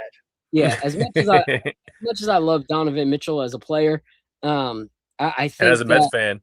Yeah, which that's his only flaw because I'm a Yankee fan. But anyway, but but the only thing I'll say is James Harden is washed. Like, he is not like he's had some good games throughout the season, but he has shown that he is not the player to buy into. So I said Knicks in 5 from the get-go, and that's what I'm going to go with. Either this game because OG's sitting and it might, you know, not be us at their best, or we win this one and they, you know, do everything that they can for one game at least, you know, before they leave Philly. But what I think I'm excited about against the Pistons is that the way that we've played in the playoffs since the half of the Hawks series is that this is a brand of basketball that they have not seen us play. So the Pistons have no actual tape on how they've played against us because we played selfish ISO basketball against them. It was pretty much a Jalen Brunson, you know, trying to be a superhero kind of basketball. We didn't go through that. We didn't do any of that. And as much as like Jalen Duren is going to be, you know, a player that is going to continue to evolve and be a problem, his lack of experience against Cat running the offense is going to cause an issue. And so I think that we keep on the trajectory that we're at. So before we close, I'm going to bring up my guy Joe and my girl Nixonish so that they could give their takes on this next game, and then we'll close out. What up, Joe? What up, Yo, what's going on, what up, guys? y'all? Yo, thanks for having me on the panel, Phil. Of course, bro. Miss Nixonish, I'm looking you say some stuff in the chat about Sohan. I'm really interested to see what you have to say. I'm going to let you go first, if that's all right.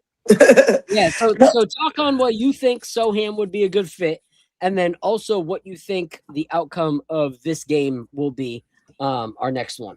Gotcha. So I think he's a great fit for next man up. I think, like I said to Al, I said, go watch him play the Spurs. I mean, I'm in Texas, right? I've seen plenty of games in person where he put belt to ass on the Knicks by himself. Yeah. So, you know, he doesn't look for his shot, but he can score. Yep. He can give us what Mitch does, plus shoot free throws, plus play well in transition. Like I said, he plays 1 through 5. He can guard 1 through 5. So if they choose to set picks and we have to switch, we're comfortable where we are and not have to, again, try and help defensively because he can hold his own. I think, he got them riled up last game, and I love it. I love it because, people look at him like he's soft and he's really not. He's with the he'll fight. And I love that because to me that's Knicks basketball, right? We from the 90s, watching the That's 90s right. ball. And Oakley, so Mason, they didn't back down from nobody. exactly. So I think, him being the next man up makes a whole lot of sense. And for game 3, I think the Knicks need to come out with the same mentality. Like I said, Cat needs to be smart with it because he's very important to how our offense is flowing. Whether Embiid is playing or not, we need Cat on the floor because with Embiid playing, he runs by him. Embiid can't guard him. It's clear as day. Embiid has no movement on his legs. Yeah. And with Embiid not playing, he's important because because to me, my opinion, Philly plays better without him. But we need the defense to not fully focus on JB. And the only way for that not to happen is having Cat on the court. So Cat has to find a way to play more discipline, to remain on the court as much as possible. And we need him to give us those minutes with the bench guys. I feel like the lineup of Cat, Jordan Clarkson, Alvarado, Mitch, with that second unit, it gives us great minutes. It gives us great tempo. And we kind of don't lose our step from that first unit. So to me, that's important. I think the Knicks come out on top in game 3 and game 4. Philly could keep their bags at home, just like I said against Atlanta. I love it. I love the confidence that you speak with, and I love the Al. What you talking about? Let me break it down for you. Kind of She knows ball. She knows ball. I love it. I love it. So I love it. I agree with you completely. I'm gonna throw it to my guy Joe. Joe, what are your thoughts? Yeah, man. I mean, I want to touch on the Huck Porty thing because I feel like those refs in the last game really threw us off. Like they were calling every single ticky-tack foul. They were. And that was really throwing Huck Porty off of his game. And I know Huck Porty could bring it. Just you got to give me some better refs, man. That last game was ridiculous. Phil, I know you don't like talking about this. I know you don't like hearing about the refs all the time, but last game was kind of nuts. It was. It seemed like they were calling everything, man. Like 30. It was like they had 30 plus free throws or something like that. I'm like, yo. And the fact that Cat was taken out of the game completely because we couldn't play him because we didn't want him to get any fouls. Yo, Mike Brown, just put him in the second quarter. Don't play him at all in the first quarter if that's how we got to do it. Because I want to see him at the second quarter, the third quarter, the fourth quarter. I can't have a whole half of basketball without my best facilitator on the floor. The game is going to be 100 to 100 if that's the case, Yeah. And like I did not like what I saw with the last game. I felt like the refs were like we had to beat them and we had to beat the refs in the last game. But if you thought the refs were bad last game, wait till tomorrow. Yeah, they're gonna be bad tomorrow. Yeah, man. No, I definitely I see that, man, and it's crazy. I don't know how they're getting away with this because like some of these fouls that I'm seeing, they want to challenge and they're not giving them enough time to even challenge. They're going right on to the next play and carrying on. It's like, yo, like we were gonna challenge that. What are we doing? I don't know, man. I think the upside to that, Joe, is that, as bad as people want to say we played all season, we didn't live up to expectations of being the first seed this season. It kind of taught us a lesson, right? Like, I feel like during the season, when the refs got under our skin, we folded. And we didn't fold last game, which was a good sign. Calls are not always, think about it. We make it to the finals, we're going to be playing the team of floppers in OKC. You think Philly flops bad? OKC is the worst of the worst flopping.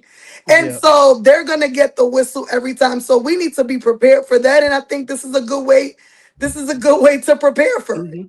Yeah, I mean, Yeah, it wasn't I really agree. even just like the flopping that I was upset about. It was just like the little tiniest things that were happening on the floor, and the refs were calling it right away. And then on our side, when Josh Hart was doing a couple things, he wasn't getting a single call at all. So I'm like, yo, Josh, I feel you, bro. You should be fired up. You should be yelling at these guys because Josh got a technical foul.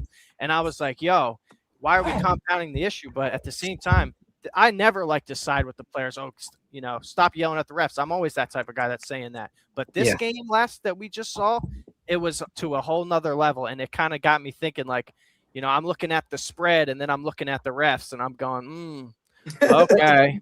Here's the thing, though. Here's the thing, though. I think the Knicks as a team and the Knicks as a fan base need to stop acting like this is something new. It's definitely not. No. Like, right, Bill. as long as I've been a Knicks fan, the whistle has gone against the Knicks. That's always been how it's been. Always. Like I started watching the Knicks when I was 7 years old. I'm now 41, turning 42 in 3 weeks. And like that's a lot of basketball where the Knicks always have the refs in the opposite pocket. That's always been the way that it's been. So to act like it's something new is like, and I'm so glad you said that, Phil. Is this your first game? Like, is this your first time watching the Knicks? Why are you so upset? Like, for me, I've gotten used to it. It's I know. I hear you. But it's like, yo, it's still frustrating. It is exactly. Like I'm used to it. It just makes the game super boring to me. Like you sit there and you're like, you want your team to go on a run, and then they kill the momentum, and it's just like, bruh. Like there's things that could definitely let them play through that they're calling, and it's pulling some of our players out of the game, like Cat, Huck, Porty, all of our centers. We didn't get to use Mitchell Robinson. I was so upset. What was that all about? Random illness, not playing in the game. I'm like, that's sus. That's suspect. Like, come on, man. Like I know he wasn't needed. He wasn't needed. Yeah, in hindsight, I'd rather he get the rest because his ankle has been looking a little shaky. Lately, he's like, I think 2 games in a row, I've seen him limping on the floor. Yep. So I'm okay with him getting the extra day. I wonder if he's going to play, tomorrow. But his health is also super important for us to, get over the hump, whether we see the Spurs or we see OKC in the finals and we're getting ahead of ourselves. But I mean, I've seen whatever, we're there. Hamstring multiple times, and see him play through it. I don't think he's that hurt. I think he'll be able to come back in game 3 and play. I think he could, but I don't think we need to. Like, here's the thing. We just don't need to risk that. Mitch. Like, people are like, oh, why is Mitch not playing? Like, at the end of the day, the reason we wanted a roster that had an actual bench is for moments like this. Like, how many times have we had no bench and an injury would happen and it would cost us the series? Right now, we have the luxury of saying next man up. There's seasons where we could not say next man up. So for me, if Mitch needs to sit, let him sit. Like at the end of the day, I would rather have Mitch in the Eastern Conference Finals to get us to the finals, which is something we have not done in years. Like since I was a kid. I would rather have OG and Anunoby for the games that solidify the series than game 3 that might be a game, no matter what, that they come in not wanting to lose because they've already lost 2 and they don't want to embarrass themselves at home. So for me, I think that it's wise. And I think that so many times in the Tibbs era, we would get frustrated and be like, why was he even on the court? Like, he's not 100%. Why are you putting him out there? And now we have a coaching staff and a health staff that are saying, nope, let's rest them today. And fans are like, why are they not playing? And I'm like, you're the same ones that were pissed that he was playing when he was injured last year. Well, so, Phil, like, why is Sohan coming in the game for 1 minute? Like, we got to talk about that. Like, if you're going to put these guys in the game and make them play 60 seconds, it's like, dude. I know. That's crazy, man. I think it was just to a point where it was like, if we need him, let's bring him out. And then realizing we don't really need to waste that time. Like, let's bring out the bench. Let's bring I kind of have a theory about this, though. Like, what's your theory on this? To me, man, Sohan just seems like a casualty of the NBA world. Like, yeah, we don't want this kid to kill us on another team, so let's just let him collect spider webs on our bench so he can't go off on another team and beat us in the playoffs. that's exactly what I'm seeing. It's like we don't want to play this kid at all, and he's got I all hope, this promise. I hope he starts. I hope he starts. I mean, I tomorrow, think the man. thing is, it's tough because we as fans want to see, who we want to see.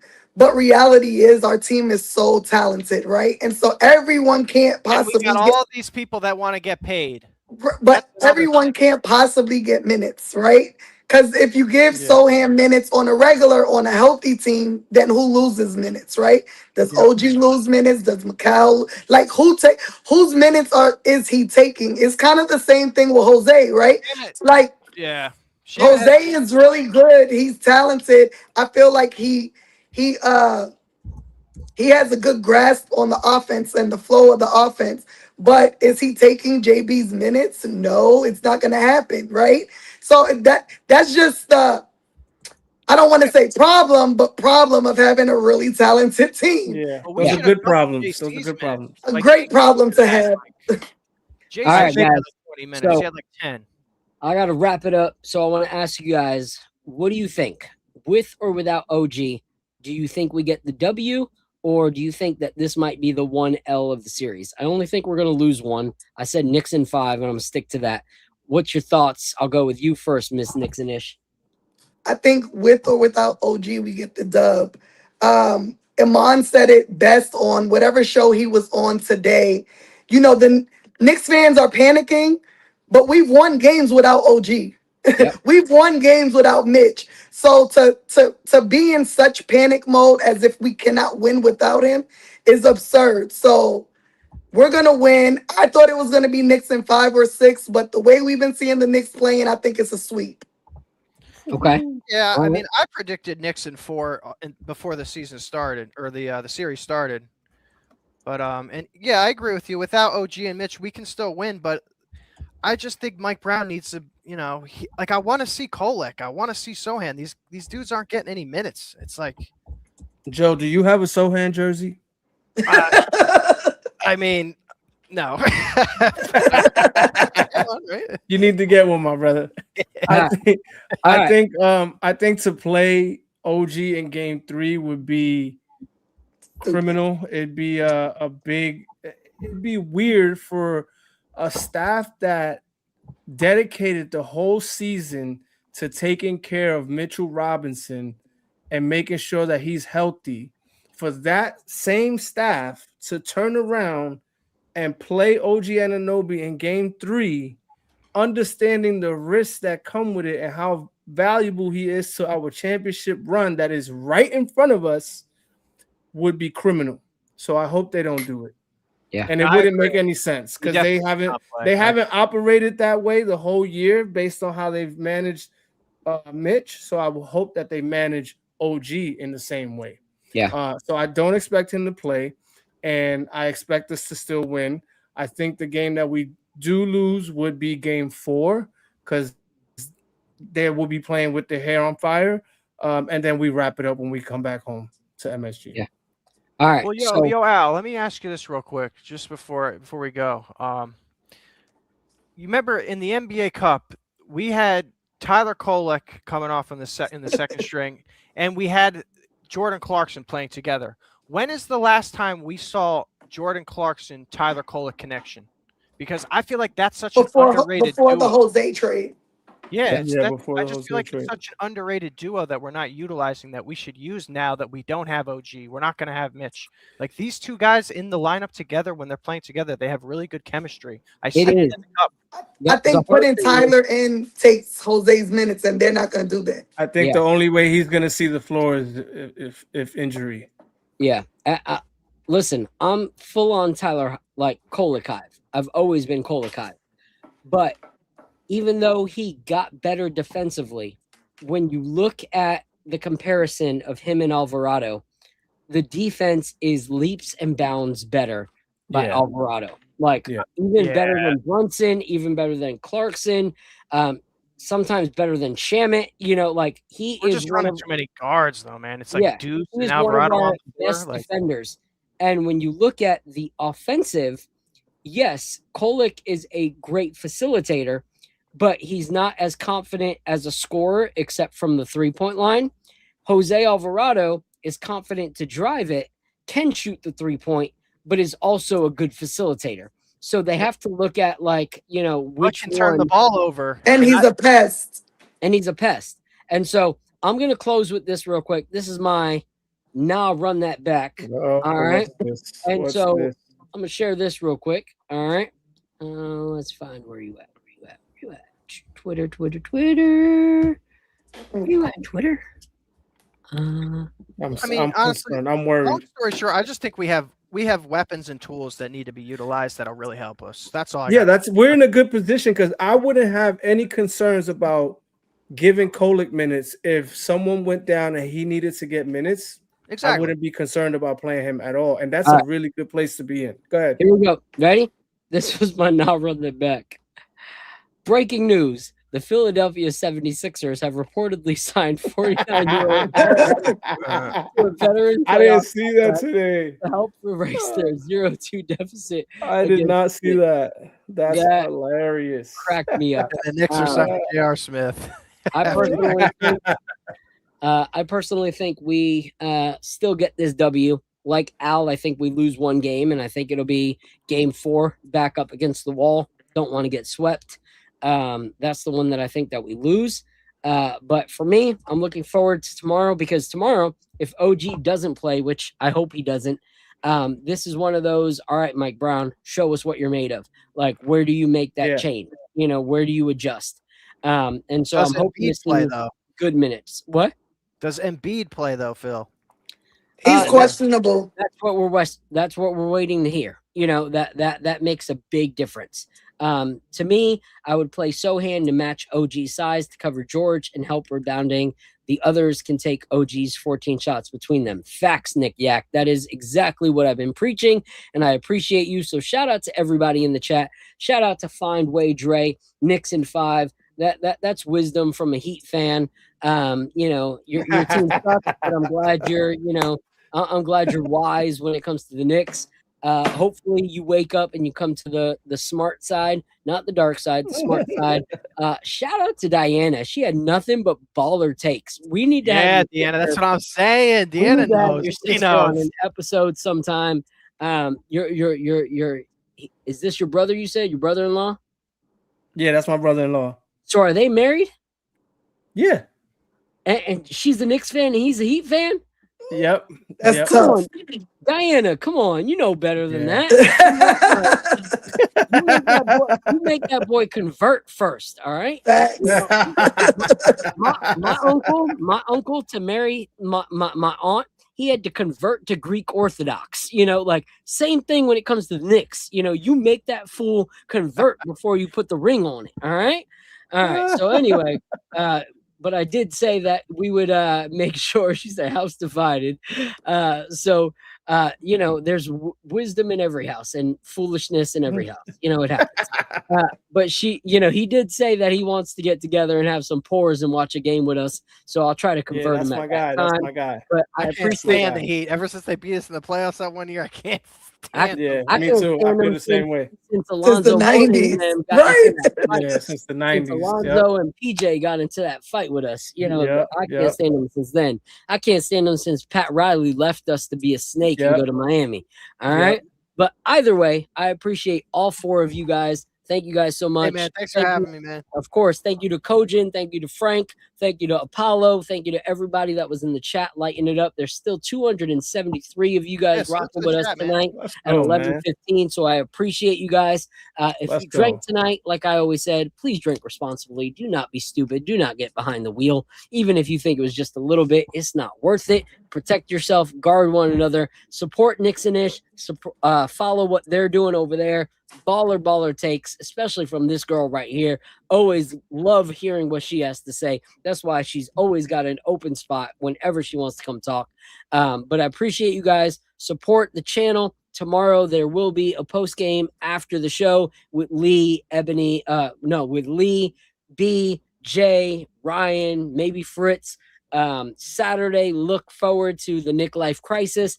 They will be locked in and they will create their show on Saturday at some point throughout the day. And matter of fact, it'll probably be in the morning, probably be like close to 10 a.m. It'll be a morning show, but you can catch it on the replay if you're not live. Okay. All right. So make sure you support them and everything that they're doing. Seriously, they're putting out some crazy, like unique and special content. It's the kind of thing that you want to support. So shout out to them. I want to share this real quick. And we're gonna debut some new content on Saturday that I'm really excited about. Now I can't wait for people to see. So definitely tune in Saturday morning. Yep. So tune in Saturday morning. And like always, appreciate you guys. Drink responsibly. And until next time, God bless. Let's go Knicks. And let's hope we go up 3-0. Let's hope that when we talk next time, the series has been wrapped up and we can just coast until the next one. So appreciate you all. Have a great night. Sleep well. Peace. 10 more wins. This is the moment we waited for. Everything you want is right here. We gon' give them what they came for. We gon' take it up from last year. Shoot on my shot, boy, I'm long range. Me and the team on the same thing. Stayed down, never switched up. Only thing changed was the game. I'm in the zone now. Nothing can change what we on now. When I pull up, know it's going down. Foot on the gas, ain't no slowing down. Aiming for greatness, no settling. Kick down the doors, they